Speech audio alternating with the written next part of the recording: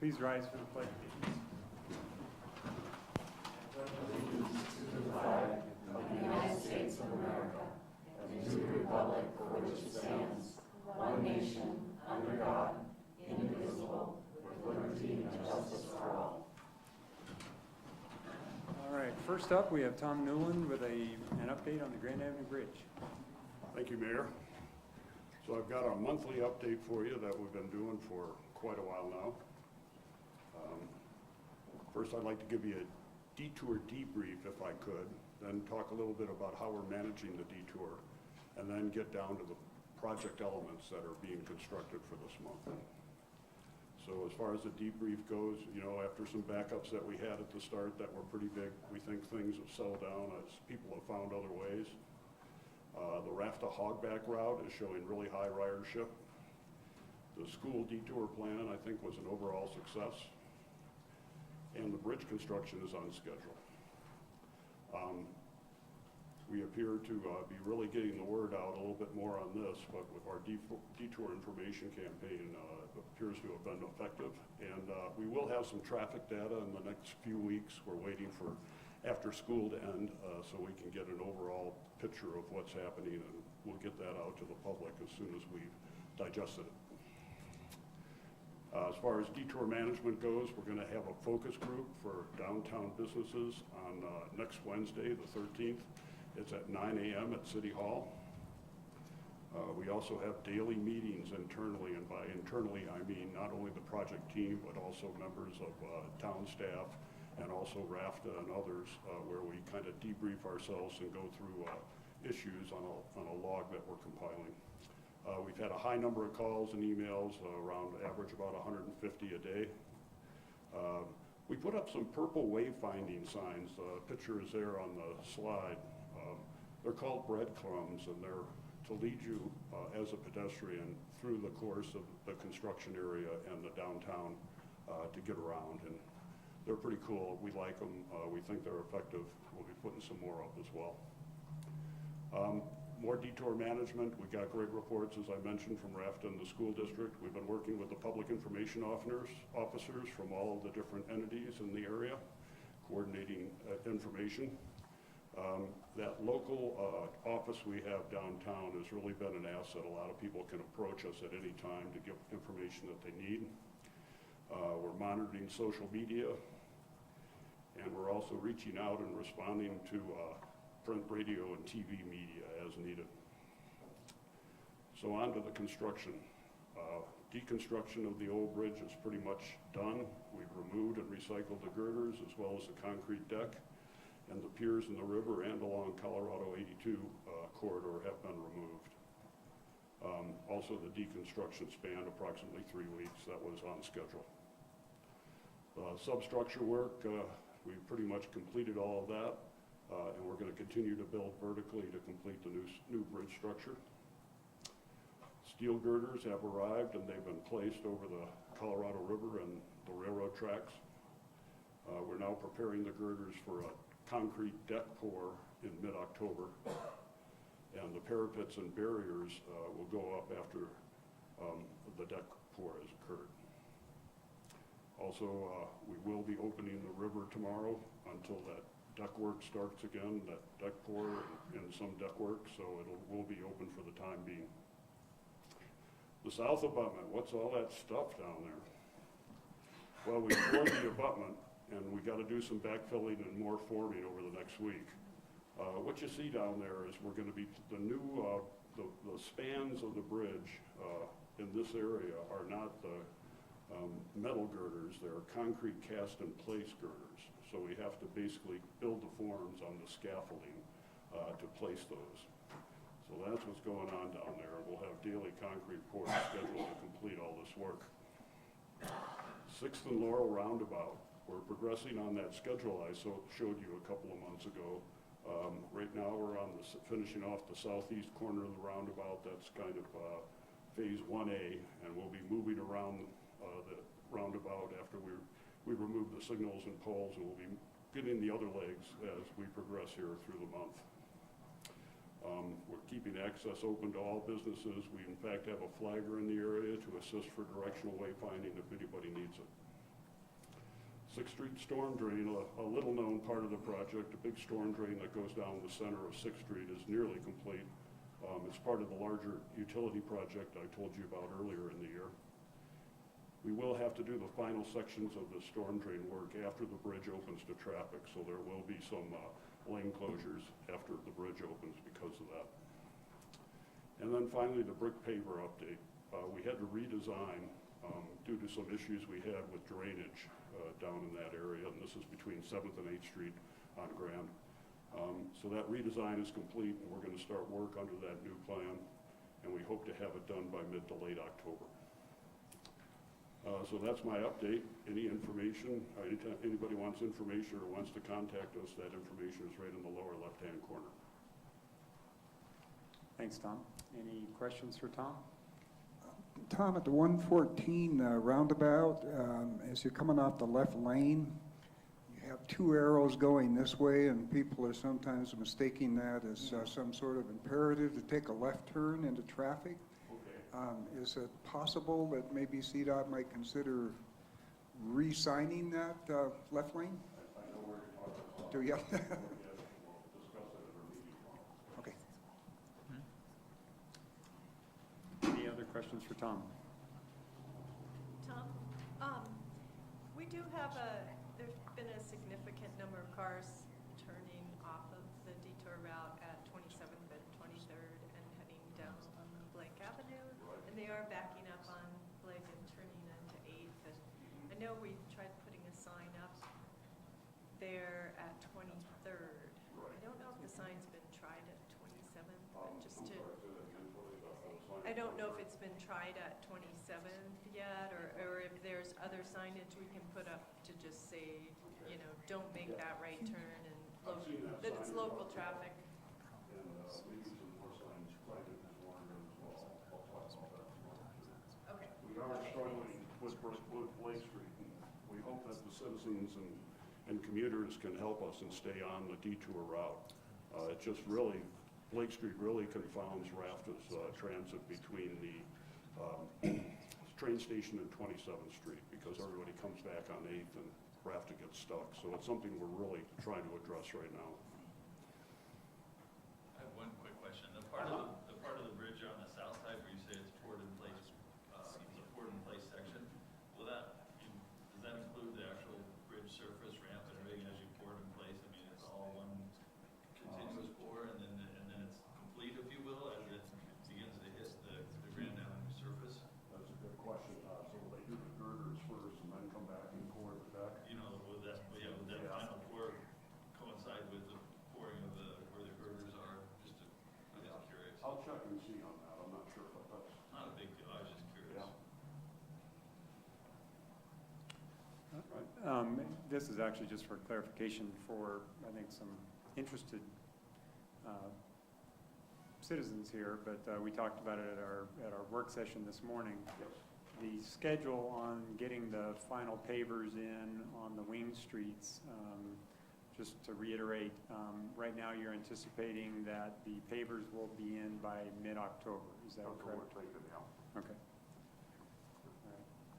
And like we mentioned at the work session too, we will try to get a little more width when we can through this process. Anytime there's an opportunity to open up that 4-foot width a little wider in some areas, we'll do that. Okay. I have just a quick question, Tom, as far as, is there any way to get the pedestrian access more directly across 7th Street from, like, in front of the Riviera to the elevator tower?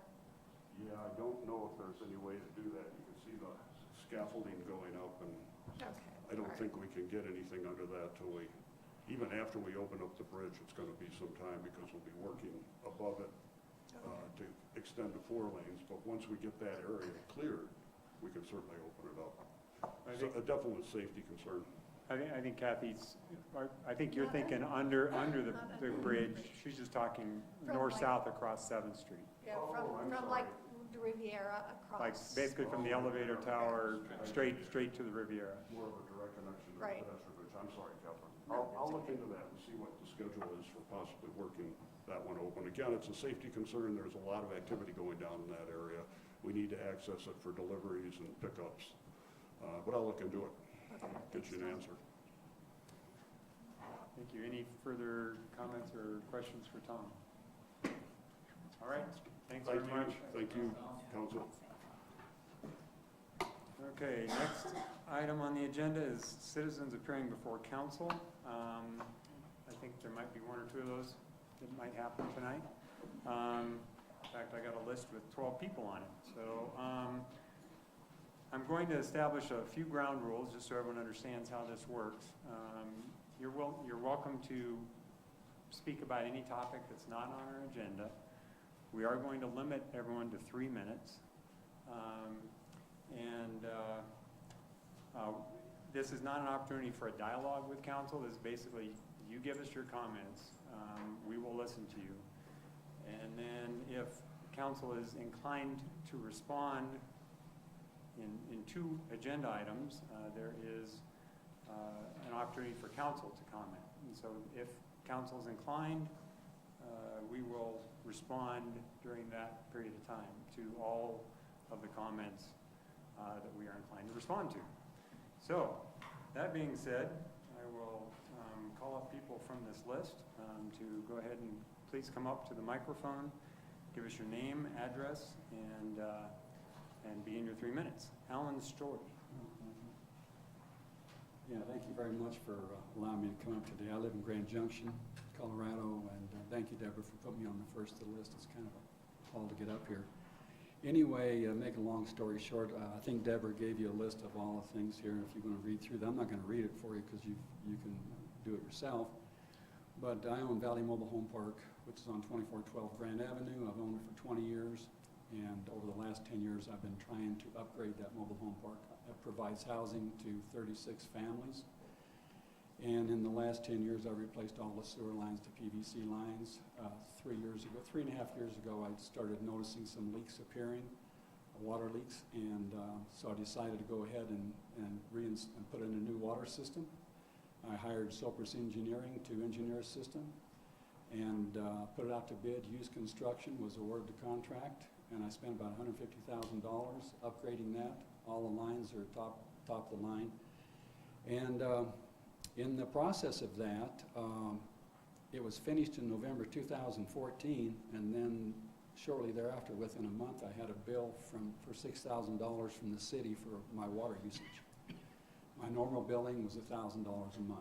So I was out of state at the time, so immediately I went to see the city, and the city said, well, it has to be on your side because our water meter that we gave you to install is pretty flawless. I said, okay, well, let me see what I can do. So I installed 36 water meters of my own T10 water meters to monitor my water readings against the city's water readings, and we were about 25,000 gallons a month off every month to 30,000. That's quite an overread. So, and make a long story short, I spent probably close to $40,000 with water meters, air relief valve, engineering. I had the engineer Yancey Nichols down to look at it so we could figure out what the problem was. Had the lines pressure tested several times. They held perfectly. I was at my wit's end, but I needed to resolve the issue. Finally, the city hired Mark DeFranci, the people that supplied the meter, up to test the water meter. Well, the meter they had was a compound meter, and it failed the test twice. And so they found out there was overreading my water, and that was the problem I had. So in that 1 year period from the time that they installed the meter until the time that they found that the meter was defective, I'd spent close to $35,000, $40,000 trying to resolve an issue. So I've been back and forth with the city now. This is 3 years. I've got 3 minutes to bring down 3 years. That's pretty tough for me. But what I'm looking for is a little reimbursement if the city's willing to. I've made, the last year we've done comparisons on the water readings for a year when the water was overreading, and the year past that, since that time, and it came out to about $1,000 a month. $1,006 a month was what the meter was overreading on the average. So I've asked the town, I've been back and forth with, I had 2 attorneys trying to resolve it, and it's pain in their neck, it's pain in the town's neck, it's pain in my neck, and everybody's neck. I'd like to get closure on it. So I've made a few suggestions, and one was that you could have several options that would work fine for me. One, just simply reimburse me for the overcharges. That's $12,000 bucks. You can put a credit toward my account. That would work for me. The second one, I'd prefer would be reimburse me for about $44,000 for the dollars I've already spent due to the faulty meter. That'd be my number one priority. And then I have another solution to it. The city has constraints with the state of Colorado on cross-contamination issues. And the city's approached me a couple times, and I said, well, I came up with an idea. I said, I will pay for new water meters that are compatible with the city's water meters. I will pay for those. That's about $7,000 bucks. I will walk away from any other liability that the city might have toward me, and the city can put on new water meters, start their own billing, and they can put on their backflow preventers, which will put them in compliance with the state, or close to compliance if not all. I will vacate my air relief valve, which would take away the cross-contamination issue, and I'll be out of the water business, and the city can have their own business back, and I'd be happy camper. That'd be either one of those, it would work for me, any one of those three options. So I don't know where to go from here, but what I'd really appreciate is if the city would come to resolution. If those won't work, come up with something else that will work. But I'm willing to forestall the $45,000. I'm willing to pay another $7,700 bucks to buy the city new meters that are compatible. And if the city can bill electronically all my tenants, I will hold them harmless. I will pay any water bill that's unpaid. I will be a guarantor for any of those water bills if the city wants to do that. To me, it's a win-win situation. I'm out of the water business. The city's back in their business, and we're running on down the road. So if you need any of the information regarding the test that I had done, and I have a letter from Mark DeFrancia from the water board, from the meter company, verifying everything I'm telling you tonight. I can back up every dollar I've spent, and I'd just like to have resolution on it, and it's all right in the letter that Deborah gave you, and I just appreciate some consideration. It's taken 3 years to get here. I don't know if I'll live for another 3 years to see fruition, but I'd sure appreciate that too. Anyway, I know you can't make comment or ask me questions, but if you'd like to put those through Deborah to me, I'd be more than happy. Anyway, thank you for your time. Thank you. All right, Carol O'Brien.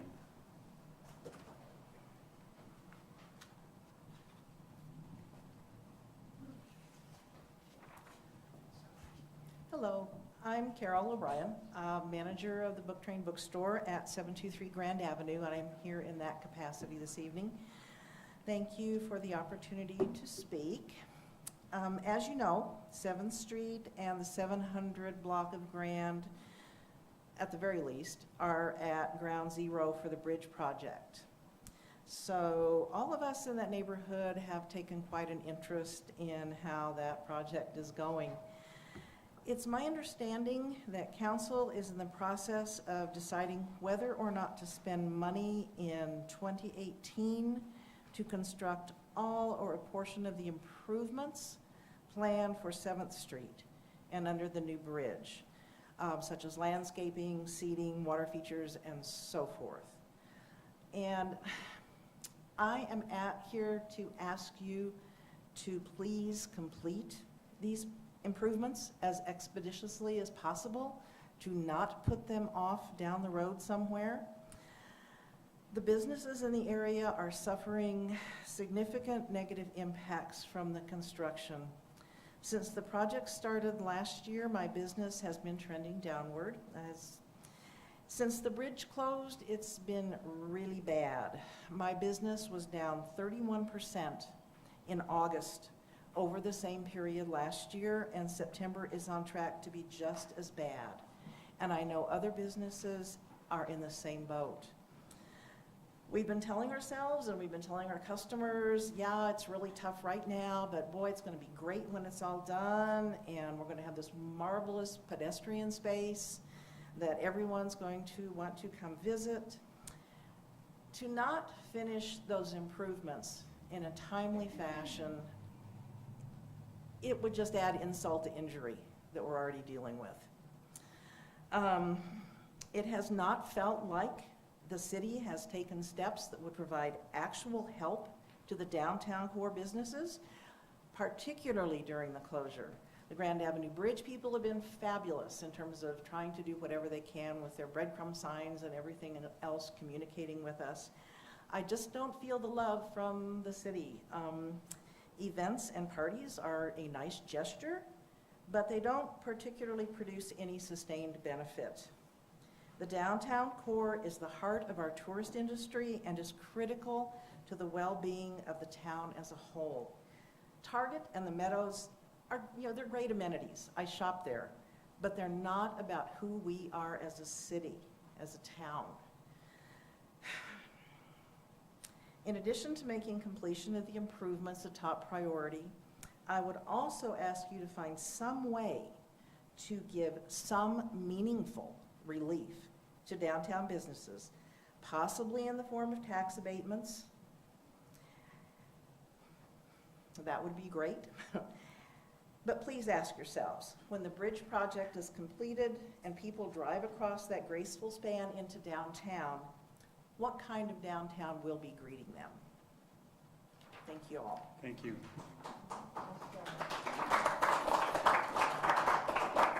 Chrissy Clary? Hi, I'm Chrissy Clary from Colorado Ranch House. I'm one of the owners. I also am a resident of downtown Glenwood Springs. Thank you for the opportunity to share my views on our downtown economic development plan. It's come to my attention that we do not have the unanimous support for the revitalization of our downtown core area. City employees and its citizens have spent countless hours over the past several years developing a vision for our community that we believe would enable it to thrive. As some of you may know, my business partner and I specifically moved here to open a restaurant and immediately felt welcomed by many community members who share our entrepreneurial spirit and values. These inspiring community members include founders of financial service institutions, family-owned auto dealers, tradesmen, human health service institutions, retail, and longtime local ranching families. We have over 30 employees that live and work in Glenwood Springs. We have contributed to over 45 local nonprofits from Rifle to Carbondale. Part of the appeal of Glenwood, even given the extreme risks of a major infrastructure project, was the prospect of a holistic and visionary plan for economic development. Adding insult to injury was the announcement of the subsidization of the empty storefront in the Meadows. Why is the city rewarding externally based corporations, but some council members are unwilling to support its locally owned businesses through this downtown redevelopment plan? Our businesses are not asking to be subsidized. I'm not. Others might be. Rather, we are asking the City Council to follow through with a plan that was co-developed by many members of this town and can leverage state and philanthropic dollars in its completion. If you choose not to complete this plan in its full form, it would be a perfect example of government inefficiency. Many hours of our city staff, council members, volunteers, board members, and community members, sorry, I'm trying not to use my glasses, time will be wasted. Not to mention, it will be far more cost effective to implement this plan while construction is still underway as opposed to down the road. But in the end, it boils down to basic dollars and cents. Increasing gross receipts, tax revenue in the core downtown area has far-reaching effects. If we are able to increase local tax revenue into perpetuity, we can fill our potholes and fix our bridges over and over again. How the 7th Street corridor and the Grand Avenue Plaza are redeveloped does matter. A report published in 2016 by the George Washington University School of Business found that the most walkable urban areas have substantially higher GDP per capita. As you enter the upcoming 2018 budget workshops, please continue on the visionary path that is in the best long-term interest of this community. Let's use growth to our advantage and continue to build the sense of community that we want and love. Thank you. Thank you. Diane Reynolds.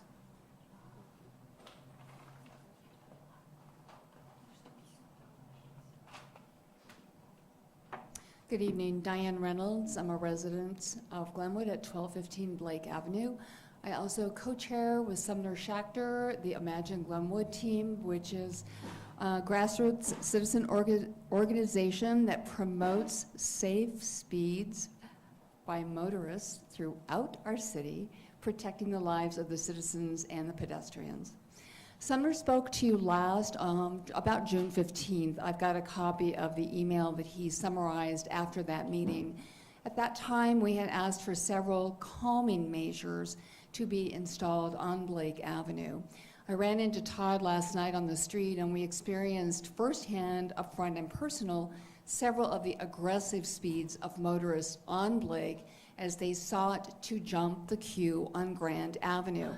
We're fully aware that our resources are stretched thin, but we do have hardship being implemented between 27th and 8th along the Blake Street corridor.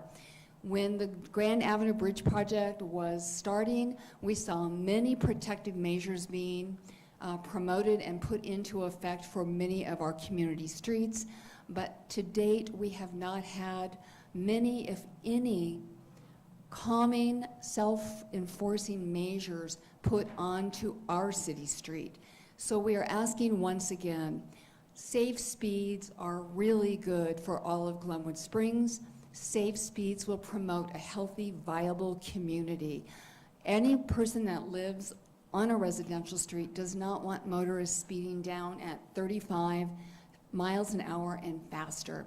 Please reconsider revisiting our request for additional stop signs, speed humps, any visual cues that we can give to motorists to say, this is a city, we value our residents, please slow down. I know that we have many supporters here tonight that would support safe speeds for Glenwood. If they would mind standing up this moment just to give you a visual that we do support safe speeds for motorists in Glenwood Springs. I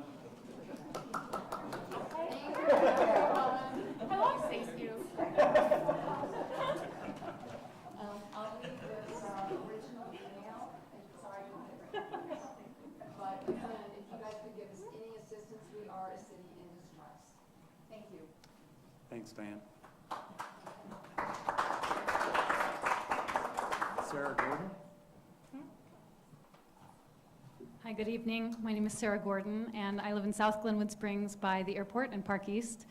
And I'm here to talk about how I also feel like the downtown core is incredibly important. My husband and I both share a very strong core value that we like living in communities that have a strong and vibrant downtown. We enjoy visiting our local bookstores. We just bought a few books at the book train 2 weekends ago. We just had breakfast at the Daily Bread. Our first jobs were here in the downtown core back in the 90s. I'm also getting over bronchitis, so I'm sorry if I lose my voice here in the next 90 seconds. I also, though, want to say that I think it's unconscionable to say that we are in the privilege to funnel money away from some of the infrastructure needs that our city needs to be safe and to provide for life and health and safety, specifically the 27th Street Bridge, South Midland, and the South Bridge projects. I have spent years working in health and safety and emergency preparedness and fire and life safety, and I will tell you, nobody ever thinks that it's gonna happen to them. Nobody ever thinks the fire is gonna happen to them, or the natural disaster, or the bridge failure. The 27th Street Bridge, also known as Sunlight Bridge, has been rated by CDOT as poor, which means, by their definition, structurally deficient and functionally obsolete. I drive my children over that bridge.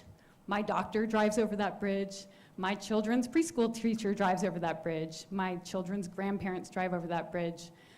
A downtown is incredibly important. We support the businesses, but we only have a limited amount of money. And at a time when millions of our fellow Americans are struggling to save their belongings, their houses, their pets, their families because of wildfires, because of hurricanes, because of floods, we absolutely should be prioritizing the health and life and safety of this community. That's what makes a community, is the people, and making sure we all survive that unquestionable scenario that we hope doesn't happen to us. once we tackle those big infrastructure needs that can save lives, then let's focus on other things. And I tell you what, I will continue to buy books and go to the Colorado Ranch House and all those things without flowers and without benches. I guarantee the rest of the community will too. Thank you. Thanks, Sarah. John Sikora. Hi, my name is John Sikora. I live at 1027 Pitkin Avenue. My wife and I, in addition to owning that residence, own a ADU that opens onto School Street. And the reason for me being here tonight is to voice opposition to School Street, a portion of School Street being changed to a one-way street by the school district, and as we understand from the school district, was approved by the city. And so I'm here tonight to ask the city to reverse that decision of turning a portion of School Street into one-way. And the reason for it is that cars that enter School Street northbound from 11th Street, driving towards 10th Street, are forced mid-block to turn around. And there's no place to turn around except for the access to our ADU or to violate the one-way access for the remainder of School Street. So I respectfully request you to reverse your decision. Thanks. Thanks, John. In addition, our tenant could not be here tonight, and I'd like to enter into the record an email from her regarding the same subject. Okay, thanks. Thank you. Mike Mercatoris.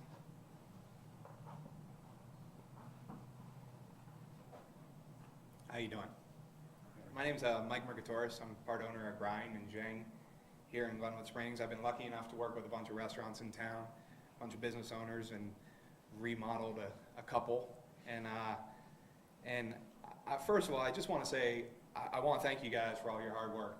I have family that's on town council and Snowmass forever, and I know how hard it is and what a thankless job. And to the bridge people that are doing the jobs out there, you guys are kicking butt, so thank you.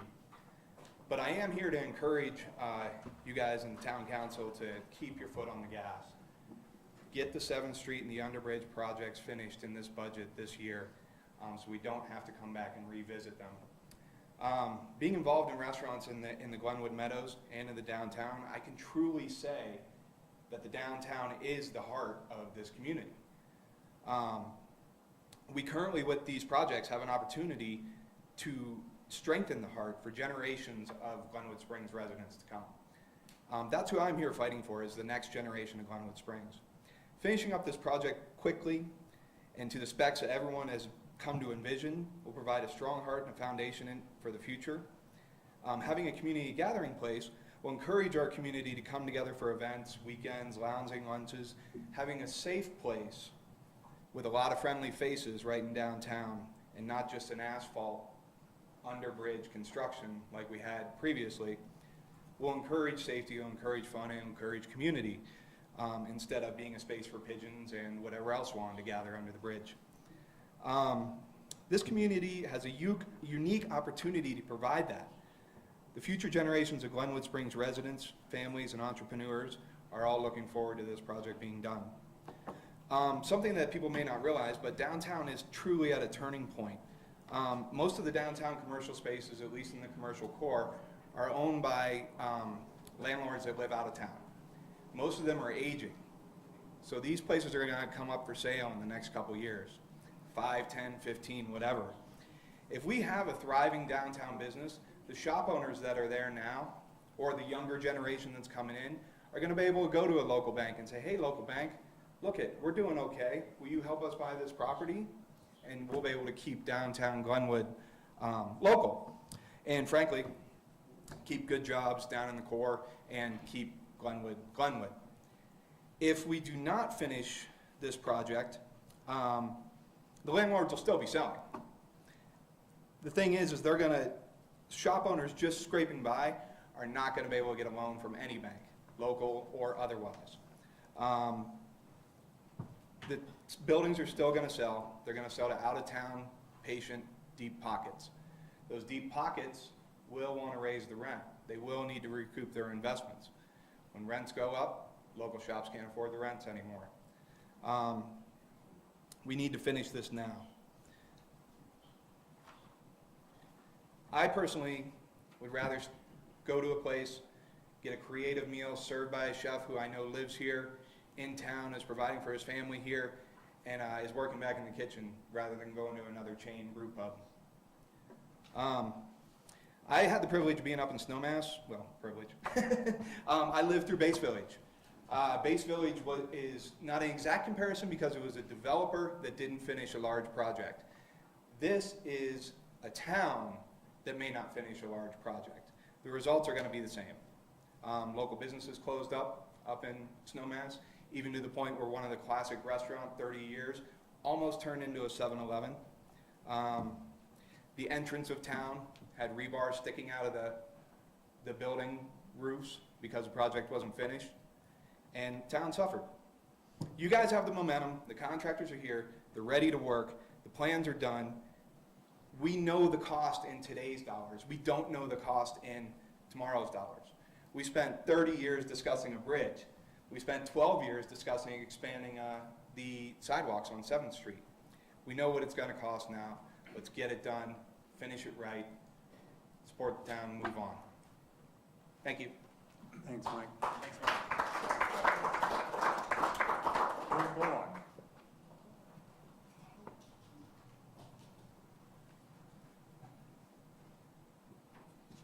Hi, I'm Bill Bullock, 732 Grand. Thank you, Mr. Mayor and council members. I really strongly feel we should complete the improvements under 7th Street Bridge for business and tax reasons. It's going to be a real beautification to the downtown, which is going to attract more tourists. They are going to spend more tax dollars where you'll receive enough money that you never had before to do the improvements at 27th Bridge and potholes, etc. The beautification is going to be something we should be proud of. It will bring new businesses to town, which will be more tax dollars. It'll be the downtown. This is a chance to be more vibrant and to increase sales tax to a new high level that has never been achieved in downtown, which will help you guys with money to spend elsewhere. So please proceed with that project if you will. Thank you very much. Thanks, Bill.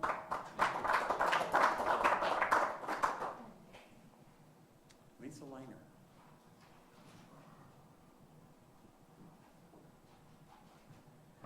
Hello, my name is Lisa Langer. I live at 902 Mount Cypress Drive, just off of South Midland Drive. I'm also the VP of Tourism Marketing for Glenwood Springs and work for the Chamber. So I see both sides of this issue. And to me, the most logical thing to do is complete the project while the disruption is underway. Yes, I would love to have a better Midland Avenue to drive down and a more safer bridge to cross.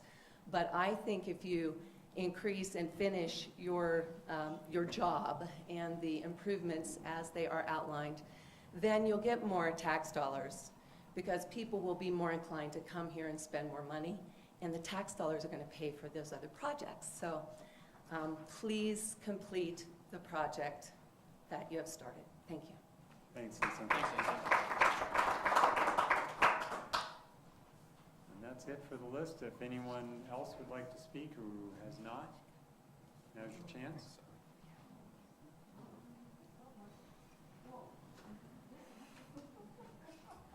Hi, you guys. My name's John Zielinski. I live in Glenwood Springs, out in Park West, 907 Meadow Run. I own 812 grand. I own 816 grand. I have businesses in each one of them. I'm pretty invested in downtown, but I also live on the other side of 27th Street Bridge.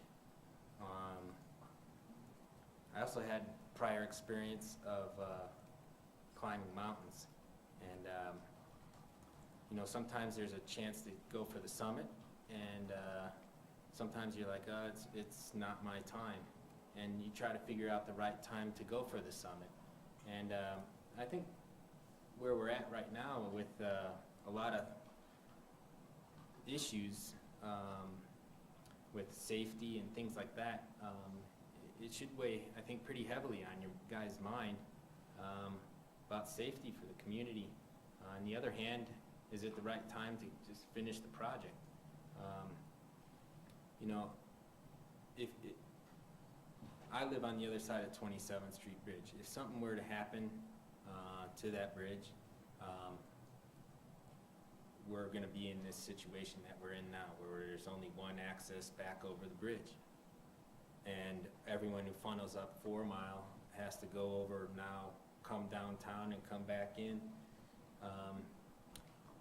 It's just something to think about. It's the safety of the community that I'm worried about or thinking about. As far as a summit of a mountain, it never goes anywhere. There's always a chance to go for that summit again.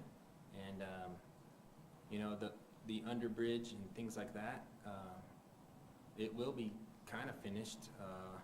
From what I understand, it be put back the way it was by CDOT. Is that right? I think so. And you know, do we have the infrastructure to do that now? It's a timing situation where you guys have a lot on your plate, and I just want to bring up the safety of the community because there's lots of us that live on the other side of 27th Street Bridge and go up 4 Mile, and you know, if that bridge is down or we don't have any other access to get out of there, if there's a fire that comes over that hill, we're going to be in trouble. Thanks, John. Thanks, John. Is there anyone else? Mr. Gorst? You just got skipped on the list there. My name is Jonathan Gorst. Oh, I'm sorry. No problem. I'm going to see you later on anyway, so. Got all kinds of things to talk about. I missed several people, so I apologize. Well, my name is Jonathan Gorst. I am part owner of the Riviera Supper Club in the downtown core. I also live at 1108 Minter Avenue in the downtown section of town. And I wanted to speak to you at this point about the 7th Street completion. And kind of one thing that occurred to me as I was sitting here was just want to thank everybody who showed up and the unification of our town to speak on this issue. I think it's very important to the downtown business owners, and I hope you see that as a body that that we are very concerned, and we believe in many of these points. I think everybody made some great points. I do want to touch on the fact that it is my understanding that there is an $800,000 grant that would be lost with the non-completion of the 7th Street project. That is my personal understanding. Also, it is my understanding that we are talking about a $3.1 million project for under the bridge with a total of $7 million spent as opposed to $150 million for a new bridge. So in terms of funds being limited, we have a much smaller ask that we are proposing or asking to be finished. I believe it was already in the plan to begin with, and so we are just asking for the completion of this. And I believe it does follow the lines of basic economics, that if you charge up your main driver of sales tax revenue, the funds will be there to complete the other projects. And I ask you to consider that. And in a spirit of unification, it is also my understanding that there may be just a few of you that are not in favor of this completion. And I ask that the council be unified in their decision, because I think it's very important to send that message of we all agree and that we're not split on the decision, causing further bad feelings in the future. So thank you very much. Thanks, Jonathan. I do apologize to the people I skipped. I don't know, dyslexia here. Margie Crow?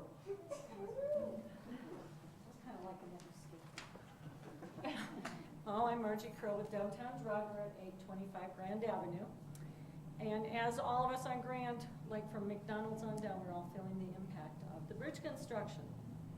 So I'm feeling fortunate that we have our drugstore, because our prescription customers have hung in there with us, and they're very loyal and wonderful. But the front end sales for us and for all of our neighbors are way down. Expenses continue to stay the same or go up, like property taxes, and we pay for parking spots that no one can get to, those kind of things, but our sales are way down. I would say anywhere from 30 to 50% if you ask up and down there. So after reading the article about the meadows, I thought that maybe the council could talk about jumping in to help some of the downtown businesses with tax rebates or relief in that way. So that's all. Thank you very much. Thank you, Margie.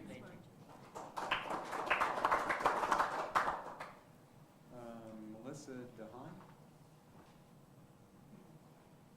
I'm the manager of Art on 8 on 209 8th Street, and we service a lot of tourists, and the tourists love Glenwood. And right now, our business is down 50%, but I do hear from them, and we engage in a lot of conversation, and I would really love to see the city really support the downtown, because it does bring in tons of tourists. They come and they just really ooh and ah about this and that, and there's hanging lake, and there's this and this, you know, so much to do, so much fun. So don't stop it. Just keep it going and support us, okay? Thank you.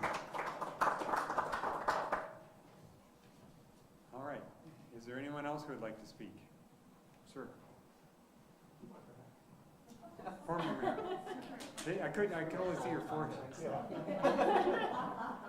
Hi, guys. Hi. Number one, probably can appreciate the position that you're in as much as anybody in the world. You know, having to do these Solomon-like decisions is not easy, and the pie doesn't get any bigger. I'm probably one of the few people in Glenwood that actually lives on this side and works on the other side of the 27th Street Bridge. We have, I don't know, probably 40, 50 employees a day that go across that. But in my mind, doing something for the downtown right now is much more important. These guys are suffering. Everybody here is pulled together with regards to surviving the bridge, and it's going to be better when it's done. But you know, I support the people that are saying, let's finish what we started down here. I think the 27th Street Bridge, it bounces a little bit when I'm on it, but and if I'm the first person that falls in the river, you guys could say you were wrong. But I think it, you know, if there's any way, unless it's in really serious structural trouble, I would certainly encourage you to get the downtown back up to speed, and then, you know, let's pull together and find out what we can do to make the rest of it work. But thanks. Thank you. Thanks, Bruce.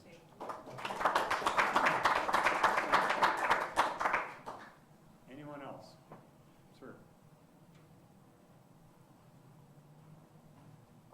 My name is Michael Capurro. I grew up in Glenwood. I currently live in Rifle, and I am one of the lucky few business owners that most of my business is actually in the opposite direction towards Junction. But I grew up here in Glenwood, and I always remember walking to the library, going through the old bridge underneath it, and it was always dirty and grungy, and it always kind of just made me feel like this isn't part of Glenwood. This is just, you know, this is the part everyone avoids. You don't talk about. It's not actually there. You have, you know, the book train and all the other restaurants and businesses that are happy and vibrant, and you have this dark, grungy area in the center. And I would just like to ask council to please not return to that. We're doing all this construction work, this mass in chaos and everything.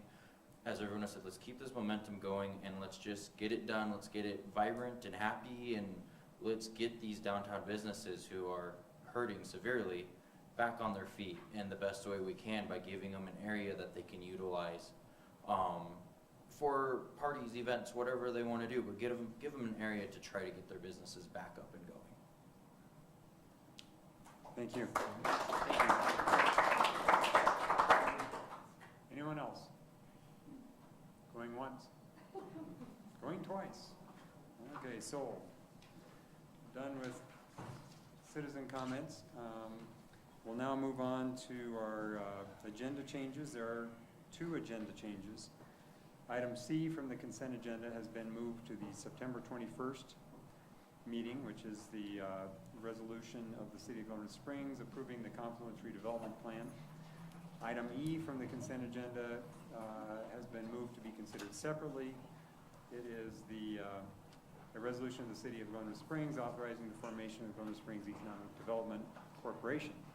Now we will bring it back to council for council comments, if anyone's interested. I was just going to say, some of those folks might want to Yeah. hear it. We don't know how this works. Well, now would be our opportunity to basically respond to. We're learning. Sorry, I have to go back to work. I don't have to go because I don't have any customers. I got time. I actually ate there this last week. I know, I saw your Facebook post, thank you. Anyone want to go first on any of these comments? We got a few issues to discuss. I can start up with one. Regarding, I think there's some misinformation out there about the tax rebate we gave to the Meadows. It is only a tax rebate in the event that there is in fact a tax increase, sales tax increase out at the Meadows.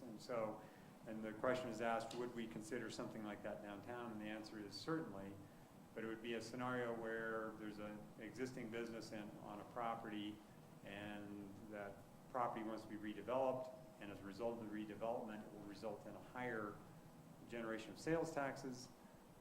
It is that incremental increase in sales taxes that we are splitting. We're not giving away sales taxes that we were previously getting. We're giving away sales taxes we haven't received yet, basically, and we're giving away only part of them. There is a limit to both the time and the dollar amount on that, so whichever comes first, the sales tax rebate will end, even if we're pay off the dollar amount first, then it's over. If the time frame expires, then it's over. So under that scenario, we would certainly consider, I think, tax rebates for businesses anywhere in Glenwood. Anyone else want to touch on anything else? Oh, sorry, Shelley. I just wanted to talk a little bit about the downtown, and I appreciate you all coming tonight, and I appreciate very much how hard all of our city is hit with the sales tax issues and business right now, and I understand that it's happening throughout the city, and downtown is certainly, you guys are right at ground zero, and you've been there for a long time. This has been coming, so I have a deep appreciation for that, and we are down there several times a week, you know, going to businesses and restaurants and that type of thing to support that. But I also understand that Meadows is down, City Market down, there are other taxes. So it is not just focused on downtown, just to say that. And just so that you guys appreciate that too, that a lot of the city is hurting. But I'd also like to kind of address this project and coming on to council and being fairly new, just on since April. You know, I was aware of the 7th Street project being developed by the DDA as it was put together, but I have to say I'm quite surprised at the cost level that it has risen to. So I have, and there's a misconception I think out there that there were funds earmarked or that this was somehow promised and funded. The 7th Street project was actually not mentioned in the A&I tax at all, in the tax funding question. There was a mention of working on the gateway to Glenwood Springs and the 6th Street project, but there was no mention of a 7th Street project. So now that this project has somehow grown into, you know, in a 2-block project from Cooper to Colorado on 7th Street and under the Bridge Plaza, we're looking at over, what, 8 to however many $1 million. And for me coming in and trying to see the kind of money that we have from A&I and balance that with all the other projects, I guess what I look at is this project is, let's look at it and say what's important. I want to see it get done. And as I understand, you know, the pavers and all the nice stonework along the wing streets, that's in the bridge project. That's going to be done, is my understanding. But it's the, you know, and this project goes way beyond just putting back street and making the sidewalks really nice, like the enhancements that were done along 7th Street in front of, you know, from Blake to the Wing Street initially. nice fired brick pavers and everything, the new outdoor seating, it's been fantastic. I love going down there. But this project with the scope that it's gone to now, the costs, I don't think there was ever a budget. And I think it's ballooned way out of scale for what we can fiscally responsibly spend on 2 blocks of downtown. And so I'm not saying let's not do it. What I'm saying is every project comes to a point in time when you got to get the sharp pencil out and say, we don't have a blank check here, and we don't have endless money. We don't have anywhere for this money to come from without it taking away from safety projects or, a new bridge. And I don't want to pit different parts of the city against each other, but every project comes to a time when you've got to really look at the value. What do we need for value here? And I'm not going to speak specifically to specific portions of this project, but when I look at it as coming in with fresh eyes, say, I think we can make it really, really nice, but there's some value engineering that we can do here to get this project down to scope so that we have enough money to do the gateway. If we spend $10 million or $7 million or whatever it is on that, no, it's not 5. If we spend that, then we don't have money to do the gateway. We don't have money to do restrooms downtown, which I think are critically important. We don't have money to do 6th Street. So if we want to make this work, and this applies to all our projects, whether it's the 27th Street Bridge, we got to get the sharp pencil out and get these costs down to where it's affordable and it fits Glenwood. And yes, it's super nice, but I think we can do that at a cost that lets us do more projects and spread our money. So I would just suggest let's work together and make this a viable, doable project so that we can also do the gateway and also do 6th Street. And I think it will still be incredibly nice as the new work that was done, on the south side of the block along 7th. So that's my only hope and my wish here is that, yeah, we can bring this to reality and not expect just money to fall from the sky, because we don't have that. So. All right, thank you, Shelley. Todd?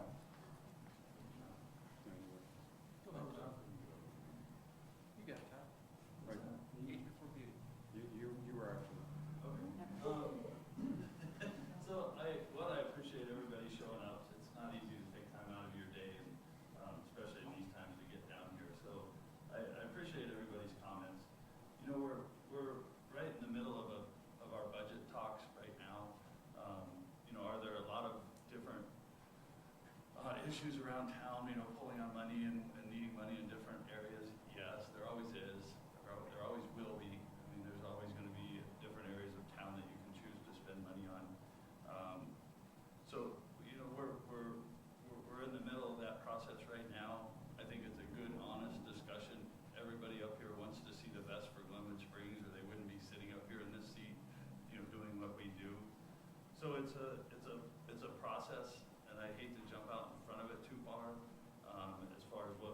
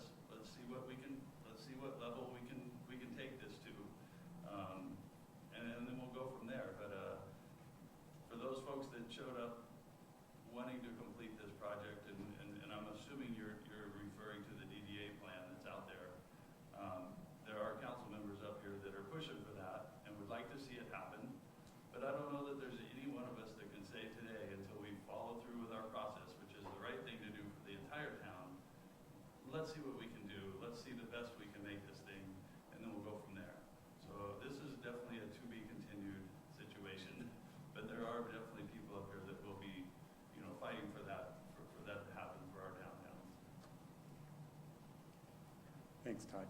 Jonathan? Yeah, I just guess I want to echo everybody and just say I really appreciate calls, emails.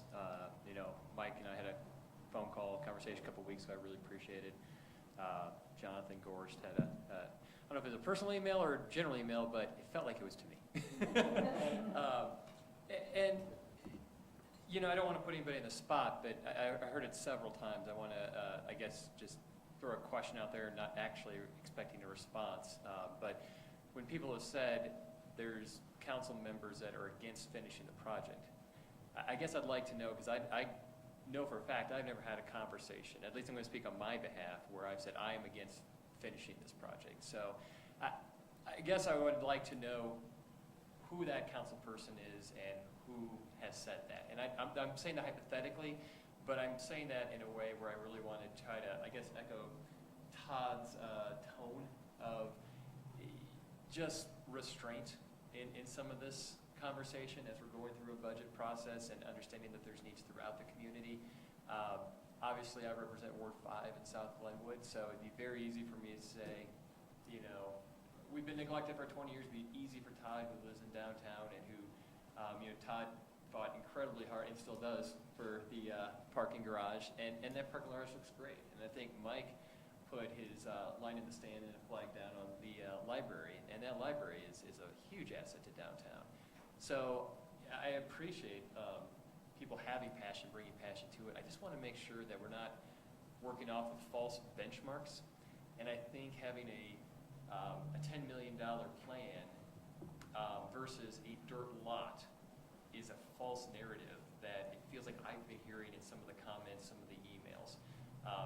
And I had emails that said, we're not going to finish it. We can't just leave a dirt lot, pile of asphalt underneath that bridge. That to me, I think the process of let's have an honest conversation about what does finishing it mean. If finishing it means $10 million and 6 months timeline, no, we're not going to finish it. I think I can speak pretty definitively about that. But if finish it means we're not going to let that $800,000 grant that Leslie worked so hard and other people worked really hard to secure expire if it requires a match of a one-to-one match, a 50%, or whatever. I think I personally would be pretty supportive of not letting almost $1 million just go back to wherever. And I also think, again, there's this narrative that I've heard tonight of it's either 27th Street Bridge or under the bridge. And, we're talking about possibly different things. We're talking about finding money to bridge the gap to finish a project and make it look nice. And does that project mean under the bridge, or does that mean extend all the way down to the brew pub and all the way down to Slope and Hatch? I don't know, but I think that's the process we all need to go through. But we did pass a bond, and that bond does allow for funds to do things like the 27th Street, like South Midland, like, probably not like South Bridge because that's more than the bond allows, but I guess I want to caution everybody to not have an either or this project versus that project, because I think it's not productive. And I think we can do the yellow brick road and diamond encrusted everything, but like in construction, you can either have it. What's the word? It's you can either have it fast, you can have it cheap, or you can have it right. Pick two of the three. I think the same applies here. If you want it right, whatever right means, and you want it fast, then it's not going to be cheap. If you want it, if we can phase things, I think that community maybe over, I don't know, it might not be tomorrow, it might be 5 years, it might be a decade, but let's try to see what this community wants, what will work fiscally. And then I just have one last comment on that, is I think in general we don't have a passion problem, we have a revenue problem. I think throughout this community, so much has been, I don't want to say neglected, but there's so many needs in this community that's been piling up over the years that this last A&I does not take care of all those needs. And I don't know what that means. I don't know if there's an attraction tax on the horizon. I don't know if there's other sources of revenue. I know Colorado doesn't like property taxes, and other states do. So I just want to throw that out there as well, as we kind of need to look a little bit more on raising revenue.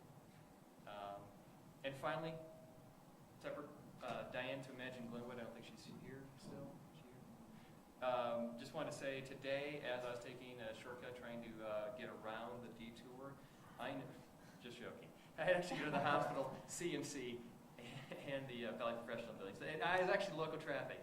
But I did see a policeman pull over people twice, 2 different times, on 23rd and Blake.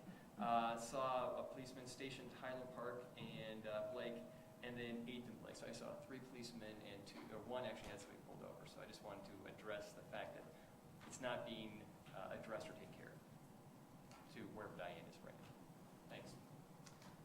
Thanks, Jonathan. Kathy? Thank you.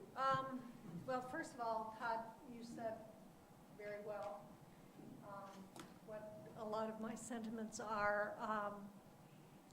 You also asked a question that I had as far as, I've heard we need to finish this project. And I guess, I'm hearing various statements as far as what does that mean? Is that under the bridge? Is that from Blake to Cooper? Is that, or, from Blake to Colorado? Is, exactly what does finish the project mean?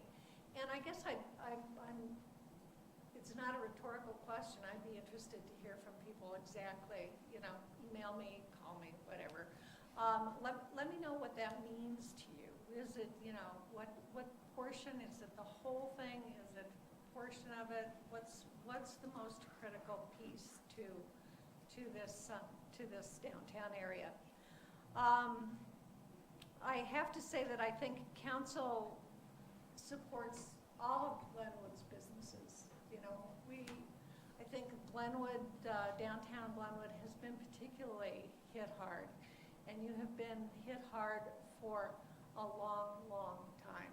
And I think we're very, very cognizant of how difficult this has been for our downtown businesses.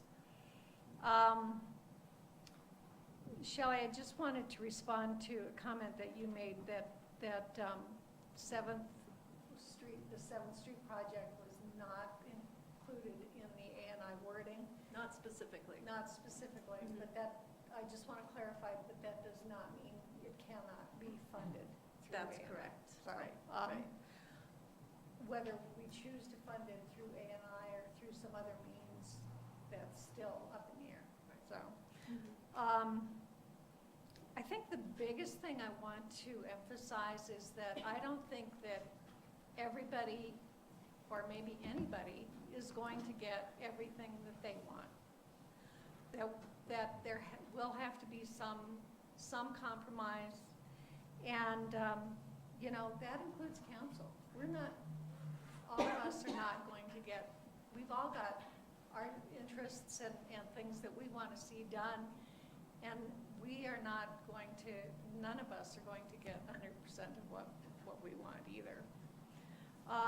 But I do think that there is more commonality among our priorities here, and I think there's more support than many of you realize for the downtown, for this project.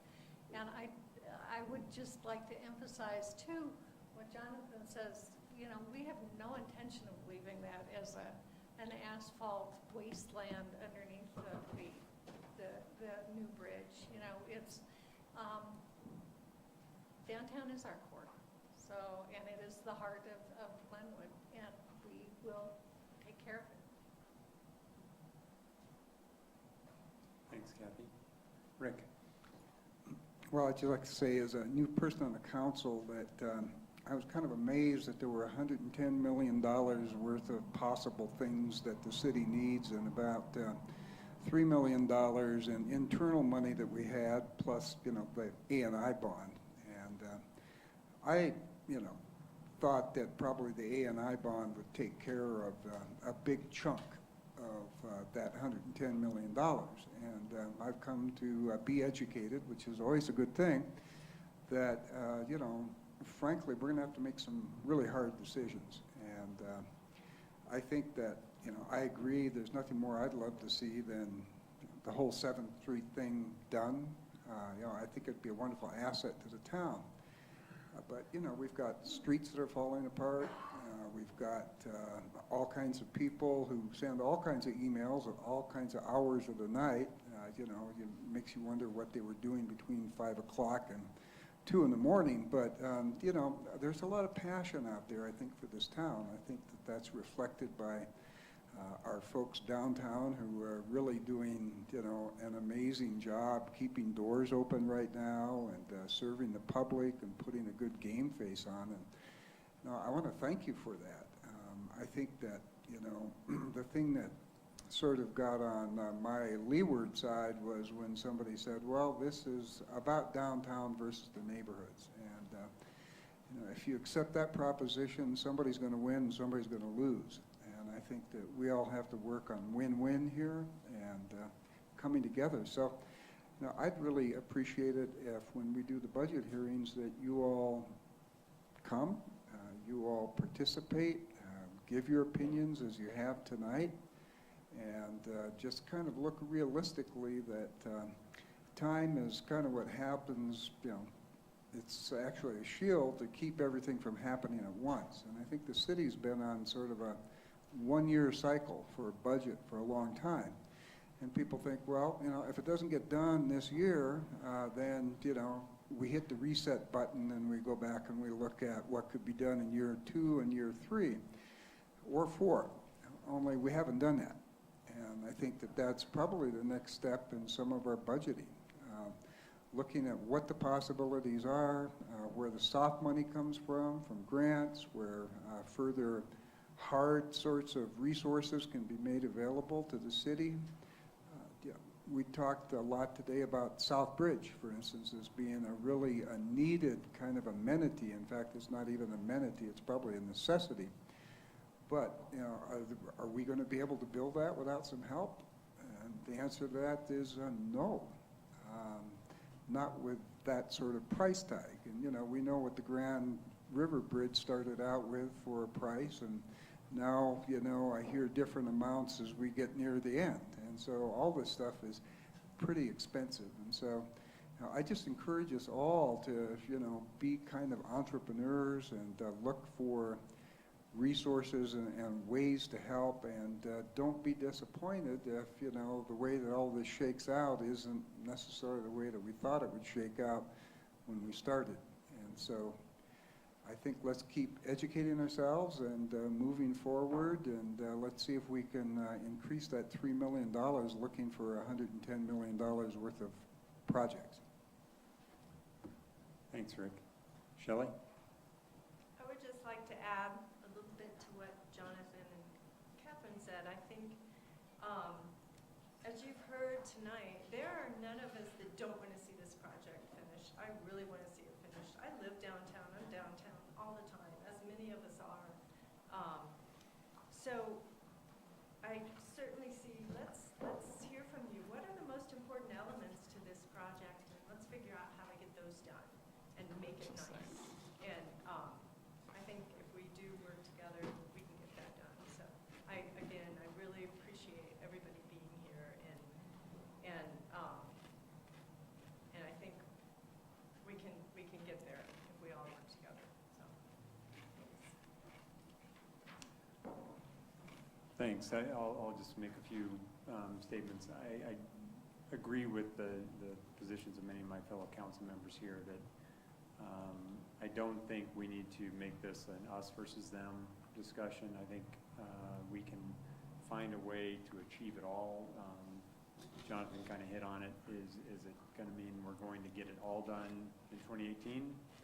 All meaning we're going to get 7th Street from Blake to Colorado and 27th Street Bridge and South Midland and South Bridge? The answer is probably not. I would say almost definitely not. But can we get some of it done in 2018? Certainly. Can we get more of it done in 2019? Absolutely. And you know, we are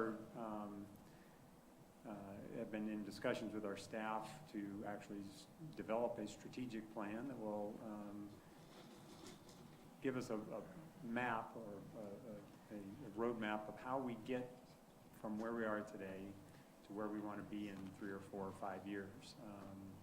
And how do we stretch our potential $30 million worth of bonding capacity into $110 million worth of needs? I think the answer there is just we sharpen our pencils on the projects, we look for value engineering, see how we can get these projects to come in with more economical prices. We look for funding partners, whether they're private or public. In the case of Southbridge, we're going to need, as Rick said, we're going to need a lot of partners on that one. We could devote 100% of everything we get from A&I to Southbridge and still not be able to afford it. So, and it is a vital connection that we need to build. But I think you should all rest assured that it is our intent to not leave any part of the city out, that we want to do what is best for the entire city. That includes the downtown, that includes South Glenwood. We would encourage you all, as Rick said, to continue to participate throughout our budget process. We'll get there. I can't tell you exactly how and when, but we will get there. So that's all I have to say. All right, moving on. I can find my agenda again.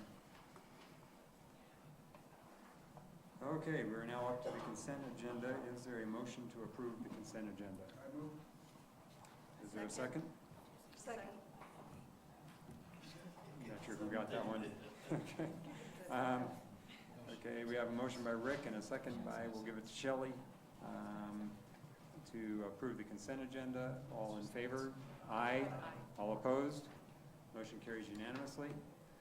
Okay, now we'll move on to consent agenda item 15E, which is the resolution of the City Council of the City of Glenwood Springs authorizing the formation of the Glenwood Springs Economic Development Corporation. I think we're going to get a executive summary of that. Yeah, you're going to get a really short, because I'm not going to take quite as long as it took us a while to get here, and I respect that we had a lot going on, so I'll try to be quick.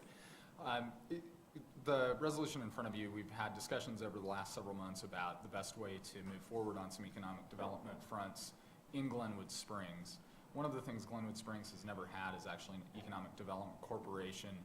The Chamber does a lot of things that you can think of as sort of economic development and business friendly and related.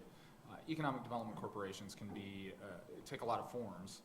One can be kind of a chamber/economic development corporation. Another form can really be as I wouldn't say an arm of the city, but a little bit of that, a little bit more focused in terms of trying to lessen the governmental burdens that the city would normally have in terms of driving towards new businesses, redeveloping properties, forming public-private partnerships in ways that are very difficult for a government entity to do. And all of those things are recognized and respected underneath the federal tax code and are recognized in Colorado as well.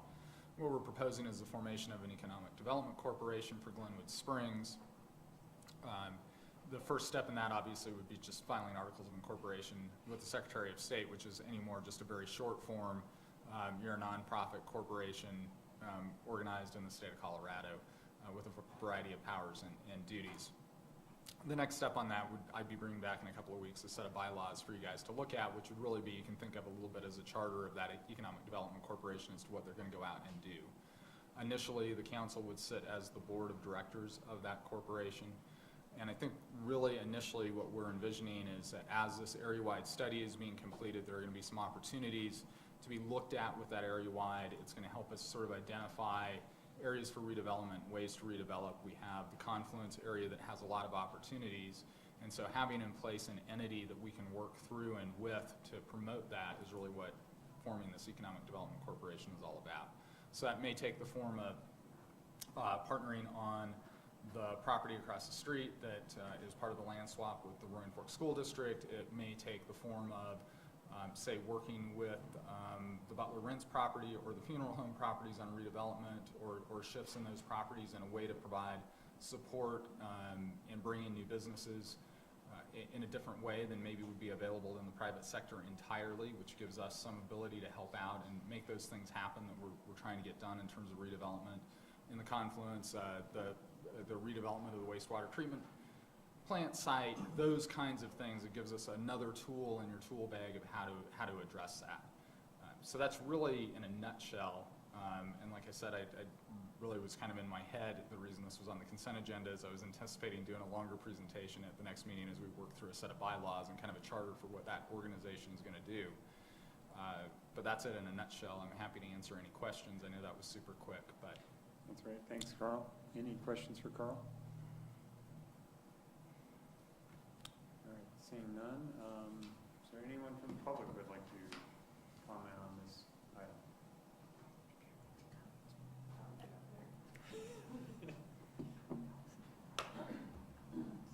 John Zielinski again.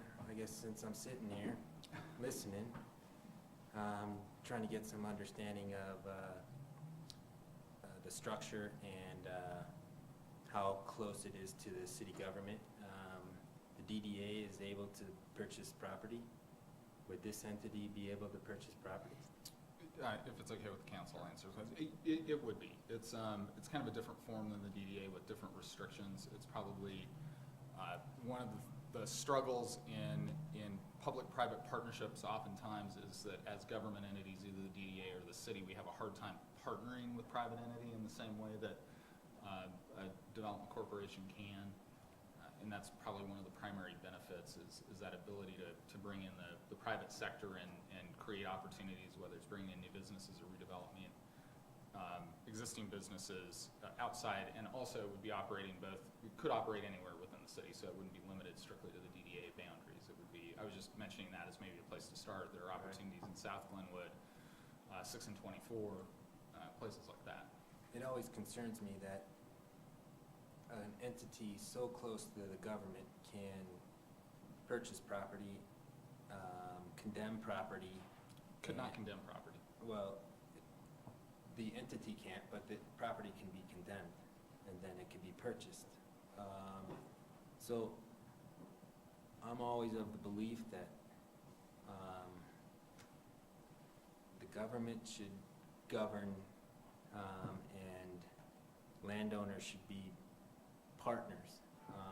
For there be a gray spot, much like the DDA, to be able to hold property and not be a person or it's an entity of an arm of the government is scary to me.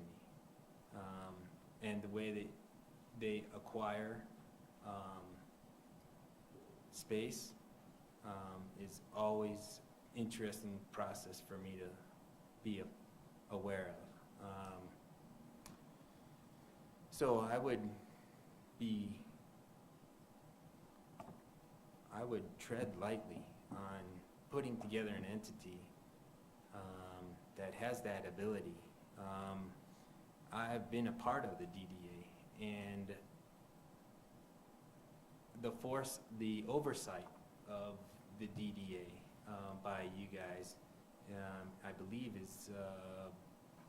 has to deal with minutes being sent to council, which are abbreviated. I'd be cautious of for you to put together another entity that is able to purchase property and govern kind of, but be so close to government.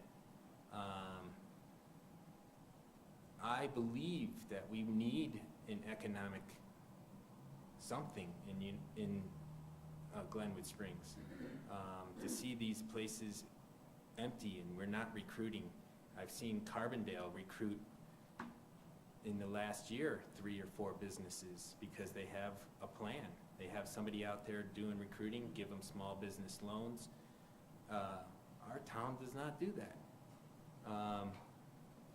But to create a separate arm that has this ability is, man, it makes some gray lines for me that just sitting here going, I gotta say something, just to get it on the record.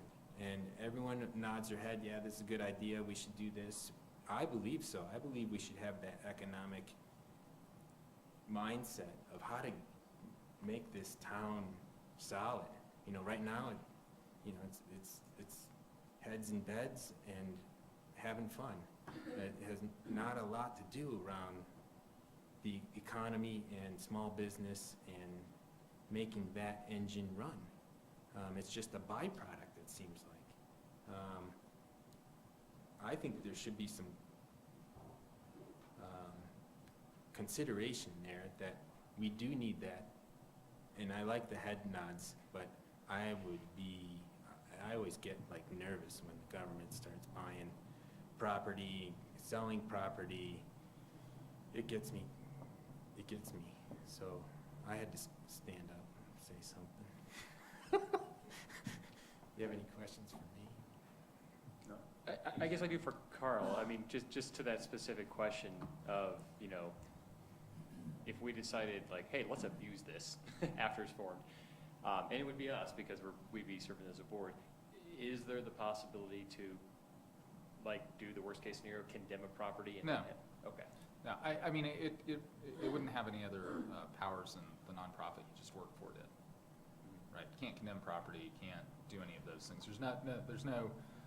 There's no governmental, none of those governmental powers are available to it. And in fact, the DDA can't condemn property. An urban renewal authority could. As far as working inside the city of Glenwood Springs is the only authority that you're working with right now that can condemn property. And even in that, there are really tight strictures on your ability to condemn property. It's not just because you can say, hey, I like that one. There has to be a public purpose for that. So it's a lot harder than it sounds to actually do that. Yeah, I just wanted to point out that it's my understanding that the Supreme Court has basically stated that condemning property for the purpose of development is not really constitutional. Is that your understanding of it? Yeah. I mean, we can there are condemn for really roads, we can condemn for, utilities. Yeah, it those has kinds to of be. It things. has to be for a public purpose, and that public purpose has been defined relatively narrowly in Colorado. And I know that we have all had that. Well, not this council, but the last council and I had a couple of conversations about when and if and how and if that's necessary and when. So it's pretty limited. I mean, in 20 plus years now of representing government entities, I've actually filed a condemnation suit twice. So it doesn't come up. Actually, I take that back once. Didn't have to file on the other one, now that I'm thinking about it, so once. I think that it's a really remote, that piece is really remote.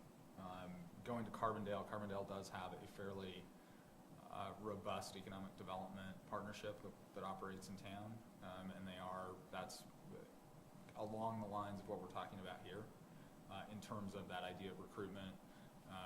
We have our economic development director, is that the right word?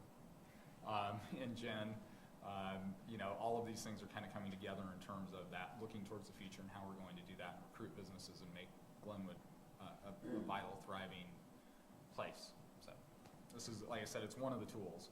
It's subject to your oversight as the council, and obviously you're subject to the voters. Thanks. Yeah, is there anyone else who wanted to comment on this item? All right. I just think that's a good point that Carl just made, is I think the oversight of a quasi-governmental group that isn't 100% initially anyway, city council people, I think, John, there is that oversight component that might be a little fungible, but being that we're all up for election, I think there's more accountability from the voters. If we do something pretty egregious, then, don't vote for me. All right, so we'll close to public, bring it back to council for discussion or a motion. Kathy? Well, I'll just come out and say that I think that this is long overdue. I am glad to see us moving in this direction. I think, John, to your point, I think that Glenwood does need to diversify its economy. I think we have a tourism-based economy, which is great. We need to continue to support that, but we also need to try and diversify that. And I think this is a really good way to kind of kickstart that. So if you want, I'll go ahead and do a motion, and then we can. Okay, so I'm gonna find it here. Hang on just a second. It's Here it is. 15E. Yeah, I would move to approve resolution 2017-44, a resolution of the City Council of the City of Glenwood Springs, Colorado, authorizing the formation of the Glenwood Springs Economic Development Corporation. Thank you. All right, we have a motion by Kathy and a second by Rick to approve resolution 2017-44, a resolution of the City Council of the City of Glenwood Springs authorizing the formation of the Glenwood Springs Economic Development Corporation.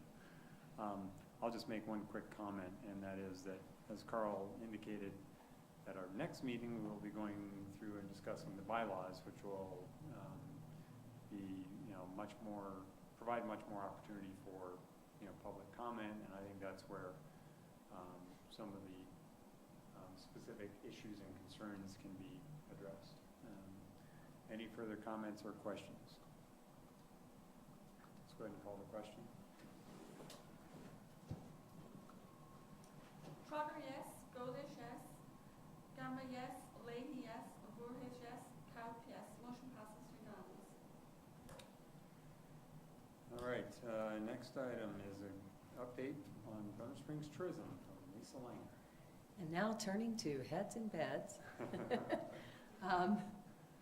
So I don't get to see you guys much, and I should come more often. So actually, Deborah suggested I come and give an update on this very cool thing that is happening. So for 2018, we have a very wonderful opportunity. Glenwood Springs hasn't been invited to be a sponsor of IPW 2018, which is going to be held in Denver. Now, I've attended the last 4 IPWs, and it stands for, or did stand for, International Powwow, and then they changed the name to IPW because they thought that was confusing because people thought it was a Native American event. It is actually one of the largest travel, trade, and media shows that is international, and it's owned and managed by the U.S. Travel Association. So focused primarily on generating the inbound traveler to the States. And it's so thrilling to have it in Denver because we will have a huge presence there. And Glenwood Springs has been asked to be a sponsor, which we gladly accepted. This will give us a lot of wonderful opportunities. There will be over 1,500 tour operators there. There will also be 500 plus journalists from all over the world. So it's an opportunity to showcase the state of Colorado and in specific, Glenwood Springs. So, Denver is the host. They're going to have lots of wonderful fun things. They're going to have 3 nights of receptions, including a concert at Red Rocks, to really highlight all the great things there are. And then we're included in all of the recreation receptions as a sponsor, and we'll be announced as a sponsor all over the place. We'll have our logo everywhere. And then the other thing, and I wanted to give these statistics, the economic impact, the host city, so Denver, we'll see over the next 3 years following the event, is an increase in visitation by over 700,000 people, new people into the Denver area from all over the world. Already, the Denver Airport, DIA has many nonstop flights from different places. Munich is one of the new ones. They have one from Reykjavik, Iceland. I mean, they're really ramping up a lot of their direct flights into Denver from all over the world, important gateway cities. It increases tourism spending by nearly $1.7 billion for the state, and a direct economic benefit of $977 million. So it's really a fantastic opportunity. I'm so pleased that we are able to participate. So it's a little bit touchy. Some of the sponsor benefits, we have representation, as I said, on all of the host committee, in the host committee, all the signage, recognition at all of the receptions, these emails that are going out prior to the event, which is going to be held in May of 2018. These emails will go out to all of these really good qualified tour operators who either already have product in Colorado or are ramping up their product in Colorado. So we're really excited to be a participant, along with places like Loveland, Durango, Colorado Springs, Estes Park, Grand Junction. Vail is a partner, the Broadmoor's a partner. We're one of the smaller organizations that has been asked to participate, one of the smaller communities. So pretty exciting stuff. There will be a huge pavilion where we already do have you can't see it on this picture, but we already have a panel on the Colorado pavilion backdrop, and it shows a couple of girls swimming in the pool and jumping out of the pool, and it has our logo on there. We will have lots more visibility.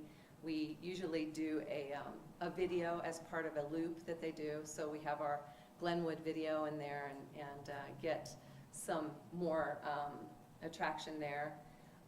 We are part of the FAM tours, so that's kind of the big deal in being a sponsor. You get to have a group of these qualified tour operators come to your community, and a FAM is a familiarization tour. So they will get a snippet of the state coming across I-70, so they'll get to stop in Silverthorne and shop, and stop in Vail, and they'll come to Glenwood Springs. We actually have an overnight, as our sponsorship allows us to have an overnight here in Glenwood Springs. So we'll have about 20 tour operators from all over the world, and they will stay here for the evening. They'll get here mid-afternoon. They're always a little late. We hope to take them to a few attractions while they're here and take them to a nice dinner, and then they will be on their way the next day. But we want to encourage them to then book their trips here to Glenwood Springs. So that's the deal. I just wanted to let you know that we are doing that, and we're participating, and we have a lot of excitement around it. So thought I'd better give you a little update. Thank you. Yes, are there any questions for me? Yes, Todd. If we were down this is in Denver, what Yes. day? It's May 20, it's May, I want to say the 19th through the 23rd. It's right before Memorial Day. So can anyone go to this, or is this more like for industry? It's for industry. It's extremely expensive. Actually, as part of the booth, the Colorado booth, and as part of a sponsor, I get a discounted rate to participate in the Colorado partner booth that I've participated in for 4 years. So it'll cost me about half as much as normal to do that. And then the other really cool thing is that the Colorado Historic Hot Springs Loop, the 5 partner destinations with the loop, are also planning to participate in the Greater Colorado Pavilion. It's a lot better opportunity because it's right here. You know, more of us can get to this kind of one-on-one sales pitch, if you would. So we're going to have a lot of bang for our buck. Yeah, and not everybody can go to it. No, I wish we could invite everybody, but it is very. They look at your badge as you walk in, and they're like, no, you know, I mean, it's one of those things you have to be. Even the media people can't vary from the media floor, so the PR people have to stay on the PR floor, and the salespeople get to be on a different floor and that kind of thing. So it's pretty exciting. And I will see you probably soon to talk about other things. So I just wanted to say hi and thank you for all your help and all your support. Thanks. Thanks, Yes. Lisa. Thank you, Lisa. Bet. Sounds like a great event. All right.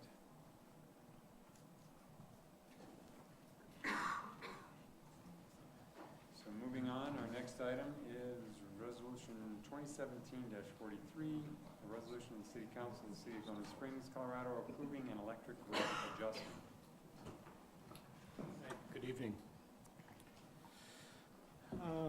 Every year we do a review of our utility rates to ensure that our revenue is in fact meeting the expense requirements.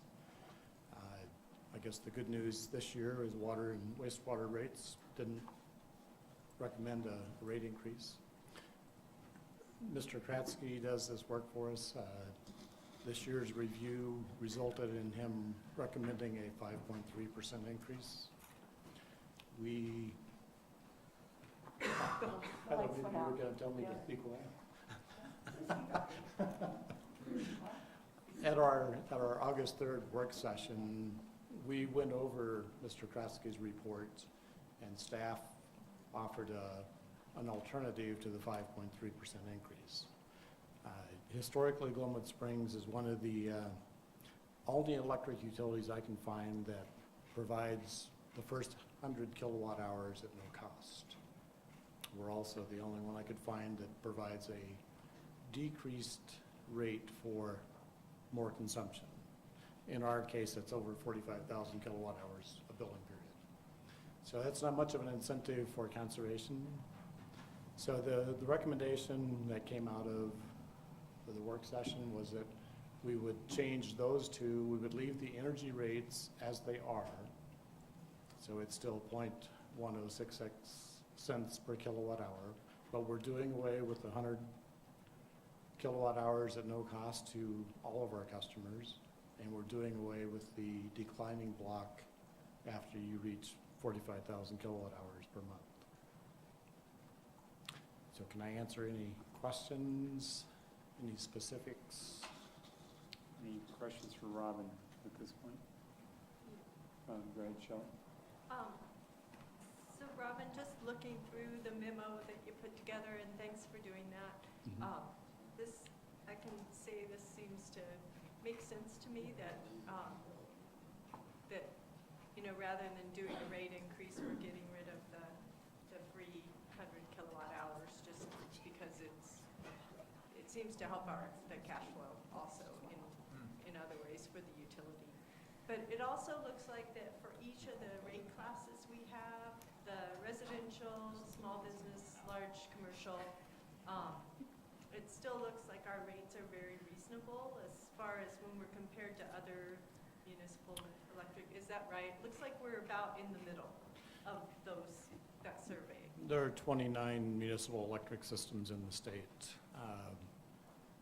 I can't remember the number. We are, depending on which customer class you're looking at, we are in the bottom, basically third at that. And we historically have been towards the lower end. Right. So this still keeps us in the bottom half. It will. What's in the packet are the results of CAMU's January rate review. I was hoping that I would be able to get the July survey results to you guys, but they're not available yet. But I will pass those along when we get them. But we're very competitive. We've been a very good value to the customers for a very long time. Okay, thanks. You're welcome. Any further questions for Robin? All right. Thanks, Robin. At this point, I'll open it up for public comment. Don't all jump up at once. All right. Seeing no public comment, I will bring it back to council for motion and or Discussion and/or motion.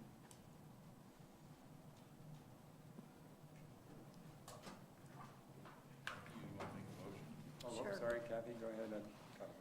I would move to approve Resolution 2017-43, a resolution of the City Council of the City of Glenwood Springs, Colorado, acting as the electric utility board setting electric rates. Is that it? Second the motion.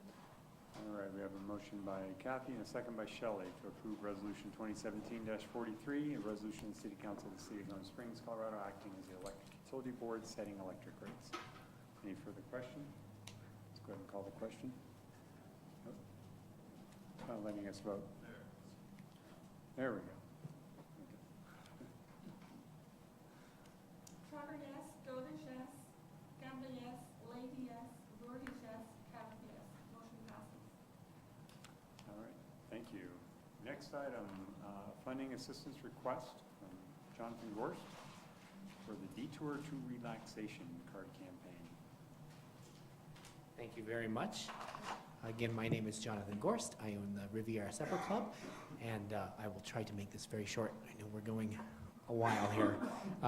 I want to tell you a little story about my formative years to predicate this, in that when I started my career in Cripple Creek, we were a bunch of shops and antique stores and beautiful little street, and a lot of people worked together to promote their town. And then in 1990, they voted in some limited stakes gaming, and the casinos that became the leaders of the community decided they were going to go in a different direction and kind of market against each other. So it was really a us or them type mentality in that downtown, and it became a little volatile, actually. And I remember sitting on the corner of the street thinking, you know, if these guys all get together, we're in a little mountain town an hour away from a city center.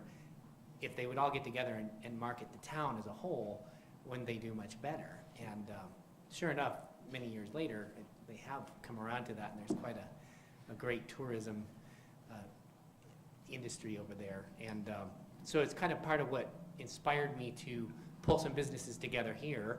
And I did a very basic thing and went door to door to my neighbors. And I had laid out an idea that if I put 10 businesses together that could promote spending money downtown, that perhaps we could then join our funds into redeeming that loyalty for a reward to the customer. So what we came up with, or I came up with, was the Detour to Relaxation card, which I'm happy to pass out here. It's basically a loyalty card that encourages the customer to come to the downtown core, spend a minimum amount in one of these 10 businesses that are participating. Once they receive 5 validations, they receive a redemption for an adult day pass to the Iron Mountain Hot Springs. So with the help of Steve Beckley and company, we were able to get a very good rate that spreading the cost over all 10 businesses brings it in at $1 cost per business. So we're very thankful for that, and to be able to bring people in under that. But we also needed to market it. So there is a cost involved, of course, with printing these cards. I use my Chamber of Commerce discount to print at Office Depot, and they allow 600 cards to be printed at the cost of about $24. So I was able to get that cost down. I've also printed some posters, which I would be happy to share with you as well. And speaking with the Post-Independent, they have kindly offered a very favorable rate for advertising, and I have proposed that we do 2 advertisements per week. A half-page vertical ad that has been designed and run twice already in the Post-Independent is coming in at a cost of $155 per ad. I will be running on my own cost tomorrow a quarter-page ad at about half that price, but just wanted to be cautious before we knew what was going on. But in its first week, we've distributed over 200 of these cards. We have also had, I believe, 7 redemptions. So 7 people have gone to the hot springs on us, and we want to see more of that happen. So what I'm asking for is some financial assistance from the city. I was directed by the DDA and the Financial Advisory Board to approach you and ask for any amount of this cost, which is a total of $4,300 based on 100 redemptions. That's part of the cost built into this, to offset some of the financial burden on the businesses that are already at a financial loss and going through some hard times. We have had a few businesses offer some assistance, but pretty much the Riviera is carrying this as its own enterprise, because I do believe that the more people we bring downtown, it's just a numbers game, and we will benefit as a whole, and the Riviera will benefit equally. So that is what I'm asking, and I invite your questions. Thanks, Jonathan. Any questions for Jonathan?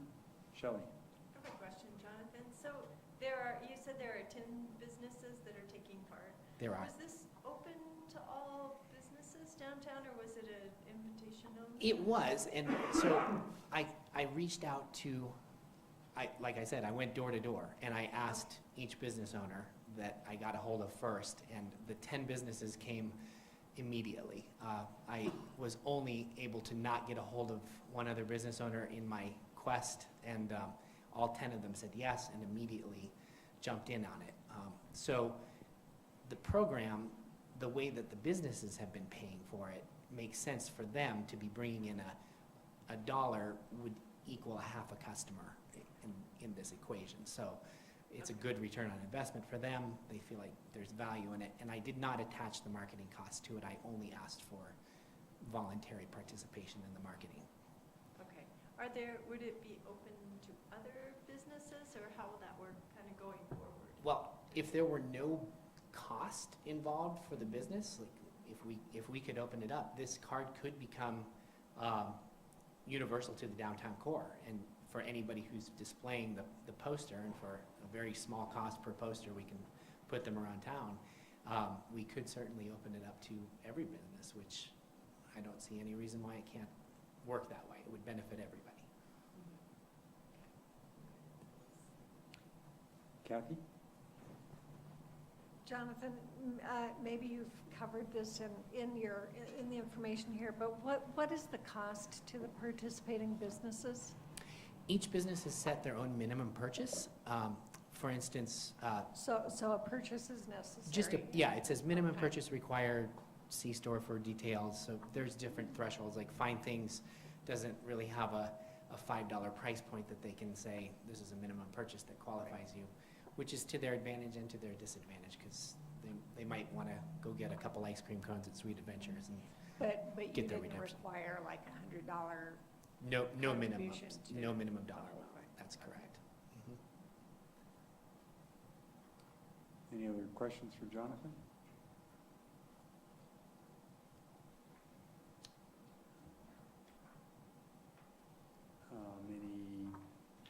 Anyone care to make a motion, or do we need to open this up for any It's up public to you. comment necessarily? I'll give anyone, let's see, one member of the public, no, 2 members of the public out there. The rest are staff members and journalists. So, yeah, they're kind of, yes. I don't mean, I guess 3, because I guess, Lisa, you're not a staff member. I apologize. I think it's a great idea. I want one. I got it. They're free. Any public comment? All right. What you want? Chris?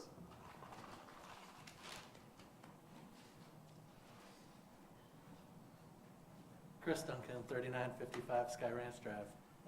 I commend this gentleman right here for coming up with a creative, proactive solution before he came to the city council with his handout. I feel like it's a wonderful thing to have somebody come with a plan already in place and say, we're not just asking for everything. We've put something together. We've put some skin in the game. The one thing I'd like to say is that it does need to be expanded and open to all the businesses downtown. If you're going to give away any public funds, certainly don't want it to appear that the city council is in some way promoting one business over another. But I am very much not in favor of spending money But this certainly seems like a good project that somebody's put a lot of thought into and put a lot of personal effort into, so. Thanks. Any further comment? All right, seeing none, I'll bring it back to council for discussion or motion. Todd? Okay, I'll jump out there. So I actually agree with what you just said here. I think I really, really, really appreciate your entrepreneurship going out there and putting this program together. I'd really like to know that it's open to everybody if we're going to go down the public funds route with this. So I guess, I don't know if tonight I'm ready to support this, but I want to see all of our downtown businesses do well, and if this seems like a really unique program for downtown, and I know our downtown historically has, it's had its issues as far as everybody working together, and so I love where you're headed. As when you bring in public funds, it gets real dicey. As you see, we have to be extremely careful as far as picking winners and losers, if you will. Doling out public funds to private businesses gets real dicey. So I guess I'm not sure if I'm comfortable enough yet here tonight to say, yeah, let's do this. But maybe there's some more that we can do that would get me there. I don't know. Sure. If you want me to take a direction, I can change the marketing campaign to be a simple statement that says, you come to any of the downtown core businesses, and if we can define that. Let's see what everybody has to say here. I don't know, I may be out on an island by myself, but I know when it involves private businesses and public funds, it just gets a little dicey, and we just gotta be careful that we're not setting any precedents out there. Absolutely. Shelley? I think, Todd, I can agree with you. I kind of feel like I really love the idea, Jonathan, and to really congratulate you on taking that proactive, approach. And you guys, as we talked about earlier, the downtown businesses, even though this project is affecting all of town, the downtown businesses are right in the thick of it, So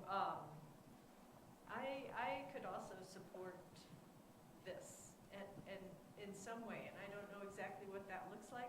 And this says total projected costs. Is that the total projected cost, including marketing and everything? That is all marketing, all That's it. print, and it's based on 100 redemptions. So if we open it up to the downtown at large, I would hope that cost would go up. We're looking at $10 per unit cost on redemption. So For each kind of card? Okay. that's correct. So, and I don't know, maybe, I think it was, what do you get, 5 punches and? Five validations from any of the businesses equals a free pass to the Iron Mountain Hot Springs. Okay. So, I don't want to design the program for you, but if that looks like it's working, I agree though with Todd that it needs to be kind of universal for all businesses down there, and I think it's hard for us to pick favorites, but I would like to see us in some capacity support an effort like this by the businesses to just draw more people down. So I could be supportive of it. I don't know exactly what that looks like, but I think we can try to get there. Yeah, I could show you this card. It's actually a reprint, but my original card had none of the logos on it, so.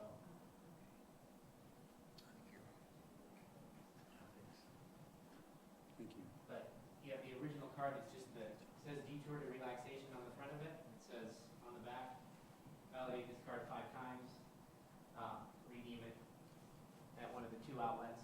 The reason there are 2 outlets to redeem the card is because we have to hold the tickets in a secure location, obviously, so.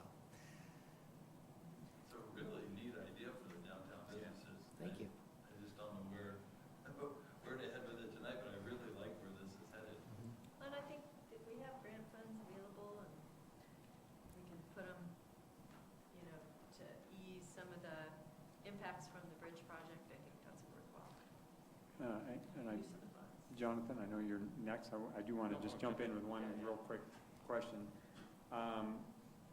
The rate that Steve Beckley gave you out at Iron Mountain, is he amenable, if we were to ask that this be expanded to at least allow, I don't think we can force, we can lead the horse to water, we can't make them drink. That's right. And I don't think we can force all businesses to participate, but is Iron Mountains, do you know if they'd be willing to allow that deal to expand, I guess, to more businesses? Yeah, I can't speak directly for them, but I do feel that there's a great deal of support for it, and when the idea was presented to them, there were no restrictions placed on it. They're happy because they're also receiving a logo and a branding on the bottom of that ad. Right. So it's to their advantage, and it's something that they feel like is good for the community and want to stand behind. So I could say in personal confidence that I feel that we would have no limitation on how many businesses could participate. And so, if I'm understanding how this would work, if another business did want to join this, they would just need to agree to participate in the funding of any additional validations, or right, in excess of what might be funded by this request to the city. Is that? That's correct. Yeah, after we went beyond 100 redemptions, and this would all be over when the bridge is completed, of course. Right. But once we went over 100 redemptions, then we'd have to split the cost evenly among all the participating businesses, all of the businesses in downtown, which would work out to be pennies, Pennies, yeah, exactly. per I redemption. could see it being a big advantage to everyone to Mhm. agree to do it. Okay, sorry for jumping in there, Jonathan. No, Go I ahead. appreciate that. And you might have answered it, but I probably didn't understand it. But you made a comment that if you got a lot more businesses, you would hope it'd be more expensive. So if you got, for example, you're asking for 4,300, if you doubled it from 10 businesses to 20, would your ask then go to 8,600, or would the additional businesses, or the additional cost be spread around everybody else? The additional cost, there would be two ways we could look at it. We could certainly keep it at $4,300, which includes 100 redemptions, and then over and above that, it gets divided amongst all the businesses at 10 cents of redemption, for throwing out a number right now. But it doesn't increase the cost to add more businesses. It actually reduces the per business contribution if we go over 100. The other way to go would be to count up everything that's redeemed at the end. And so for every more 100 redemptions, we're looking at $1,000 cost. Let's say that we can project that this will gain a little bit of steam and we'll get 25 redemptions per week over the next 12 weeks. We're looking at what? A lot. Yeah, we're going to get close to that 1,000 mark at that point. So can't quite do the math in my head right now, but I know it's just under 300. Yeah. Can I ask John real quick, because I've heard enough from him tonight. Is there a reason, other than just maybe you weren't in the building at the time Jonathan stopped by, that you're not participating? Okay. But, I mean, this is gonna last for the bridge project, right? So, what do you got, 70 days? We still have a lot of time. Yeah, $4 grand. That's a little, all those questions. I don't see why we wouldn't participate. I mean, I don't see a downside, but, I mean, that's a fuzzy line of government paying for stuff we want to do. Well, and I appreciate it. Thanks for letting me put you on the spot again. I think the one thing for the Financial Advisory Board, where this first came through and where these funds are being allocated, that gives me a little anxiety, is that those funds have always been for nonprofits and have kind of been a kind of reserved for the nonprofit community. So I think I think my hesitation stems from that. Now, if there is a conversation about these funds coming out of the general fund and not out of that, I think it might be a little different conversation for me. Yeah, and I guess I definitely echo everybody else. I'd love to see it expanded, because I think with just 10 businesses, and I think, Shelley, you know, everybody, you said it, everybody's certain in town. There's not a business in South Glenwood. I mean, the sushi restaurant next to my house in Park West is, you know, they're dying too. Yeah, I don't know. Thank you, though. It's really great to see the creativity and people trying to dig out of the mess, and I appreciate that. Definitely. Rick? Nice work, Jonathan. Just wondered if you might kind of think about a timeline here. If you were going to open this up, and it sounds like you're amenable to that, you know, how long would that take? Silly afternoon? It could, I see it being very quickly. There'll be one more ad that runs tomorrow, as I said.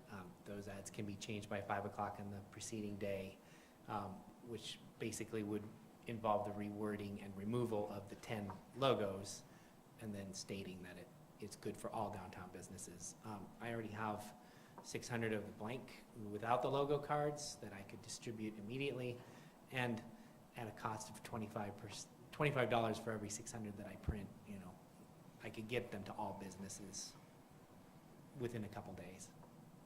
Well, you know, and I think that if you're willing to do that, and we would trust you because you are the person who came up with the idea, you know, I wouldn't have a problem in saying that we probably ought to allocate this money, and we probably ought to do it in such a way that says that, you know, we're not going to go sit on your shoulder and be sure that you've talked to every business in the core downtown.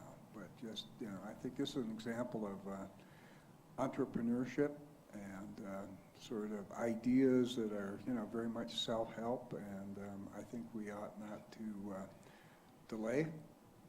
And if you're willing to, you know, step up and take on some additional responsibility, I mean, that's a kudos to you, but it's also, I think, something that would be really helpful for downtown businesses. Thank you. Thanks, Rick. Shelley? I just had a question on, so I don't see like a dates on this card, like would you add expires on the fridge? There's an expiration on the pass from Iron Mountain Hot Springs for a date in May of 2018, so there's a finality to that. Okay. We could And add one also- to this that says, Yeah. you know, kind of expires on appropriate. 11/23, right? That's it. Sometimes it's on there. Hopefully. Perfect. Knock on wood. Okay, yeah, and I'm just curious, I guess it doesn't say specifically like what that minimum purchase is, so each business kind of does Each that. business is in control of determining that. Okay. We didn't want to make a threshold too low or too high. We wanted to give that to the owner. Yeah, and I don't know if you're gonna run into complexities or anything if you open it up to, you know, others. I think it's a pretty good system to expand on itself. I think the fact that it increases the visibility and decreases the cost, it does both. It feels like a win-win, and I certainly might be missing something, but the more participation you get in, it reduces the cost per business Right. and increases the visibility. So, and just a clarification on the grants, discretionary grants, are they for nonprofits? Because I thought we had a grant went to a for-profit for the block party. Well, that was complicated in that we were putting the block party on, so in a way, the city used the grant to hire the for-profit to run the party. Okay, and for in the market. Yes, but the city was So the one it's who not- received the grant, not the for-profit entity. Okay. Is there a restriction to nonprofits? I think guess that's my Bab question. has talked about putting a formal restriction. Yeah, I don't think there's ever been No. anything. But No, there's it's never not been a formal formal. one. It's sort of been always just generally the policy of. And I see this as, I know we're, you know, we don't want to set a precedent here for just helping for-profit businesses, but this is certainly a, you know, very large event in our city. And I think it's a special circumstance that, you know, we can look at this as a one-time special case type of thing, so. Thanks, Shelley. Kathy? First of all, like everyone else here, I applaud you for your willingness to get out there and to take this on yourself and to do this, Jonathan. I think it is commendable, and I thank you for that. I guess my concern is if we open it up and we say downtown, we need to define what that means. We would need, you know, whether it includes 6th Street through whatever, you know. And I, like some of you have already said, I kind of hate to redesign the program for him. But I realize that this is, I mean, we're already how many, you know, days into this, and as John said, you know, how can we get this going for the rest of the duration? And if we wait for another 2 weeks to bring this back and make a decision, then that's already 2 weeks that's gone by.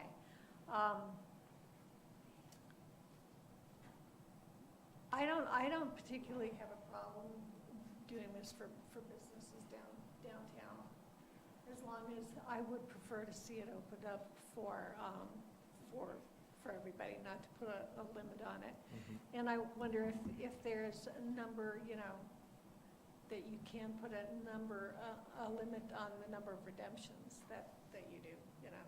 Mm-hmm. So for the first 500, 750, 1,000, whatever is reasonable to you. And Sure.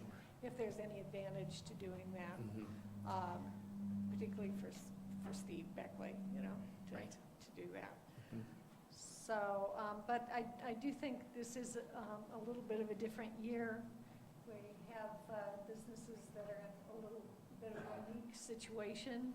So I would, you know, I guess we have the funds available in this discretionary grant fund.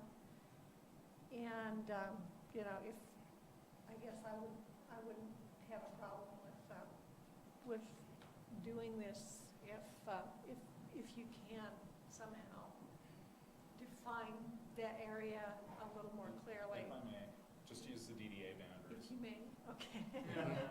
I think that's a good The suggestion. DDA. Yeah, I mean, it's a defined area. It's something that Mhm. is, I don't know if it's totally, most business owners know if they're in or out of the DDA. It's also just it's something that you can use. Yeah, because again, you know, and I understand, you know, we don't want to pick winners and losers. We don't want to pit the downtown against Glenwood Meadows or West Glenwood or South Glenwood. That's not what we're about. But you've come up with this idea, so, you know, I appreciate that. Thank you. That's all I can say. Deborah, did you have something? If there's a majority of council who would like this to move forward, I want to know, is there like a specific cost we could pay directly? Like, so not cut your business a check, but maybe Right. pay I for think we the could, advertising? we could do a direct account to Post Independent, which is the majority of it, and I think the rest of it could be paid directly to the Iron Mountain Hot Springs.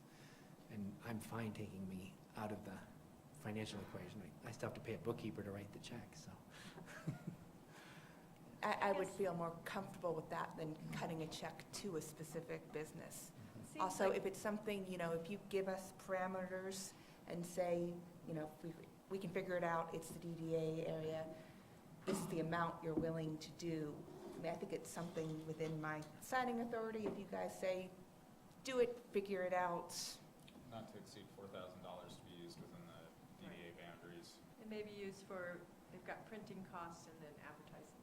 would it be something we could just simply, and again, this involves Steve Beckley, but, you know, he gives us an accounting of, okay, there were 73 redemptions this month, you know, and we just pay that directly. Would that be? Give me the flexibility to maybe figure out what that is, so you don't have to decide tonight. Can I jump in here Sure, real quick? yeah. Because I know, you know, after being up here for as long as I have now, meaning like 6.5 years, these discussions sometimes take on a life of their own. And and again, I've been in my own business since I was 19 years old. I've never had a job. I'm self-unemployed my whole life. And I think we're headed down a real slippery slope here, you guys. I mean, again, and I commend you for what you're doing, and I think you should go out there and make this the best downtown private sector program that you can possibly make it. But when we're talking about public funds, and I would say this if I were on the other end of this gig, I've never received public funds to do anything in my business ever. I just think we've got 10 businesses here. This program is not ready for prime time to be putting any public funds in this evening. We've got a program that has historically always been for nonprofits. I mean, again, I appreciate that. I mean, everyone wants to help during these times. It's tough right now for downtown businesses, so I don't mean to be harsh. I hope you don't take it as such. I'm a big fan of downtown businesses, but I think we're headed down the wrong path up here, and I want everyone to think about that before you approve funds, because we're going to get more people are going to want to come in and want money from us privates. We've just opened up a can of worms, is my opinion. So just be careful on this one. It's taking on a little bit of a life up here, and we're already redesigning the private sector. You know, we're up here acting like private businesses, and I know a lot of us have some of us have businesses, and so I get it. But boy, when you bring the public in and the public's money, it just changes the game. So again, and I don't want to make anybody in the downtown businesses feel like I'm against them. I'm absolutely not. But when you bring the public sector's money in, it's a different game. So I mean, I would love for you to talk to Jen, and I don't know why you would want this to end, you know, at the bridge closure. I mean, I would love for our downtown businesses to all work together to bring people downtown. I think that's been one of the problems downtown, is there's not that camaraderie of working together with all the different businesses, you know, that are downtown. But just like I said, boy, that public money thing's a whole different ballgame here, so be careful with that, you guys. I've seen some of these discussions go south, and this one feels like it's going south, and we're going to open up a situation for ourselves. Todd, can I just really quickly answer your, because we have actually given to specific businesses. It's been a number of years, I know, but I know of at least, for sure, of at least one specific business that has received a discretionary grant. And can I also ask Todd, I mean, good word, this conversation is not supposed to take this long. Earlier today, when you presented it, it was like, yeah, we don't take winners and losers, we don't take sides, and it was pretty cut and dry. But then, gosh darn it, you were convincing. Damn you, John, of course. And I literally think every time somebody says something up here, I'm like, yeah, and my mind has changed with every single comment. And it did again, Todd, when you said that. But one of the things, how, you know, if this is an economic development conversation, how is this appreciably, I mean, I know there's fine points, but how is this appreciably different than, and I'm really asking it in all earnesty, not as a hypothetical, than what we did at the Meadows with the Sports Authority building. And I know it's a rebate, and I know this is upfront, but those are still public funds owed to the public. So what's the gray area in there for you in your mind? Or not the gray area, what's the differences between when you voted or when we all voted for that and a process like this? That's a good question, and I don't know if it's getting kind of late in the evening. I'm not sure I have a definite answer as to what the difference between the two programs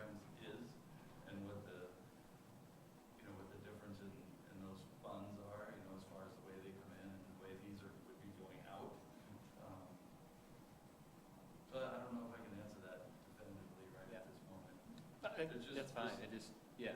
I don't know, it's just one of those things, I think we gotta be really, really, really careful on this. Kathy? Well, in order to move this along, because I think we can talk about this for a while, I'm going to go ahead and make a motion, and we can kind of go from there. I would move to approve funding assistance for a Detour to Relaxation card campaign not to exceed 4,000. Is that reasonable? I don't know. 4,500? 43, I know, but if we're asking them to increase it, I'm going to say 4,500. From the discretionary grant fund to local business owners participating in that campaign to increase downtown sales during the Grand Avenue Bridge closure in an area to include the DDA boundaries. Provided that it's open to all businesses within the DDA boundaries. Yeah. And that any payments are made directly to vendors, not to organizing businesses. What he said. Can we, I would second that if it were targeted to the printing and advertising costs. How much printing and advertising For the costs do you have? campaign. It's around $3,300 of that 43. Right now. Yeah. But that's without expanding it, right? The advertising will still run twice a week, and that budget is to go twice a week through the end of November. That's how much I put in there. So it's a not to exceed, so if it doesn't exceed it, then And tell them to get a printing and advertising. to printing and So, advertising. one second. Your motion was for 4,500, your support No, of that. I'm saying not to exceed. Not to exceed. 4,500. Okay. So To be directed to printing and advertising. And your support was predicated on the fact that it'd only be, to help with printing and advertising Okay. costs, then we're not funding directly a particular business, we're helping the program. Thinking that there may be additional, printing costs in particular if more businesses participate. yeah, I understand. That's, Was that I in your think- original motion though? The printing cost part? The printing cost was not, but I'm. That happy was to added as a amend. friendly amendment that you didn't hear. Gotcha. Thank you. Should I second? I'll second with that change. Where would these funds come from? It's the discretionary grant. Discretionary grant, sorry. So we have a motion by Kathy and a second by Shelley. The motion is to approve up to a $4,500 expenditure in direct printing and advertising costs for the Detour to Relaxation campaign, and that the program is to be expanded to allow participation by all businesses within the DDA boundary. Is that fair? Yeah, that was summary? great. All right. Thank you. I don't disagree with your concerns, Todd. I am recalling back when we built the parking garage and there was no parking in downtown, we did a parking perks program that was paid directly by the city, and I don't remember exactly the specifics of that, but it was something to do with us advertising to get people in the downtown, to come downtown and shop. I view this as something similar. I also agree with your concern about what precedent are we setting. To me, the precedent is over once we've expended what is available in our discretionary grant fund. This isn't gonna, we're not gonna go pull money out of A&I or the general fund or the fleet fund or, anything else to start funding this. And so, in that regard, I'm personally willing to support this motion. Any further discussion? Do you change the cards from the 10 businesses? Yeah, I would remove those 10. And from the poster. Any further questions, comments? I think at this point we have a motion up here, so yeah, the discussion is just up here. So, all right, let's go ahead and call the question. Sean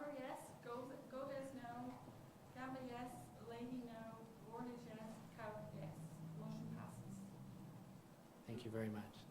Thanks, Jonathan. Thank you. I'll get right to the printing and I'm gonna get fill to my mine out computer first. right now. Thanks, Jonathan.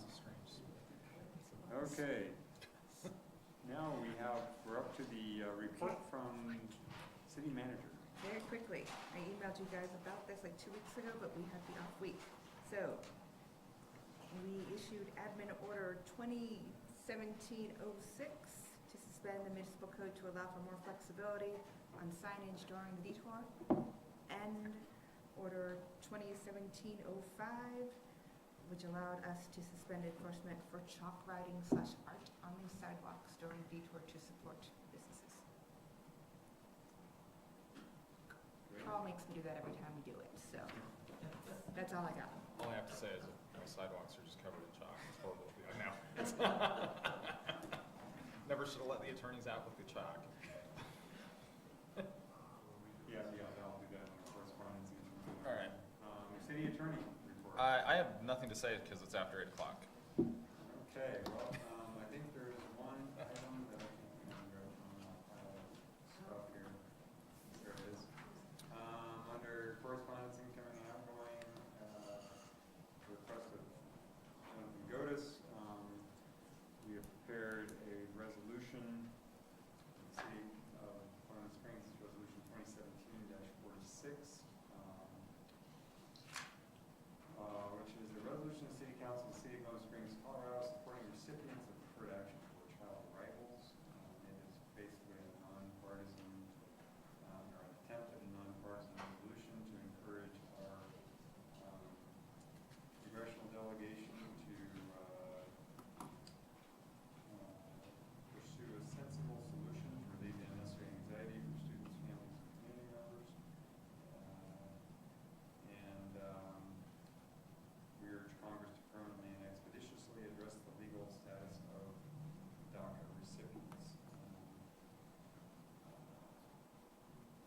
I think I need a vote to. Yeah, you do. Authorize me to sign this. You know, based on our conversation this morning, the reason it's in correspondence is it's something really to go out to the congressional delegation if you guys are inclined to approve it, just to encourage them in this window of opportunity to take a legislative action to address this particular issue. Do you need a motion? Yes. I would move that we approve resolution 2017-46, resolution of the City of Glenwood Springs supporting recipients of deferred action for child arrivals, or better known as DACA. Second. We have a motion and a second to approve resolution 2017-46. Any further discussion? I just want to thank everybody up here for, entertaining this, and I know, it's not, something you're placating anybody with or humoring anybody with. I think this isn't,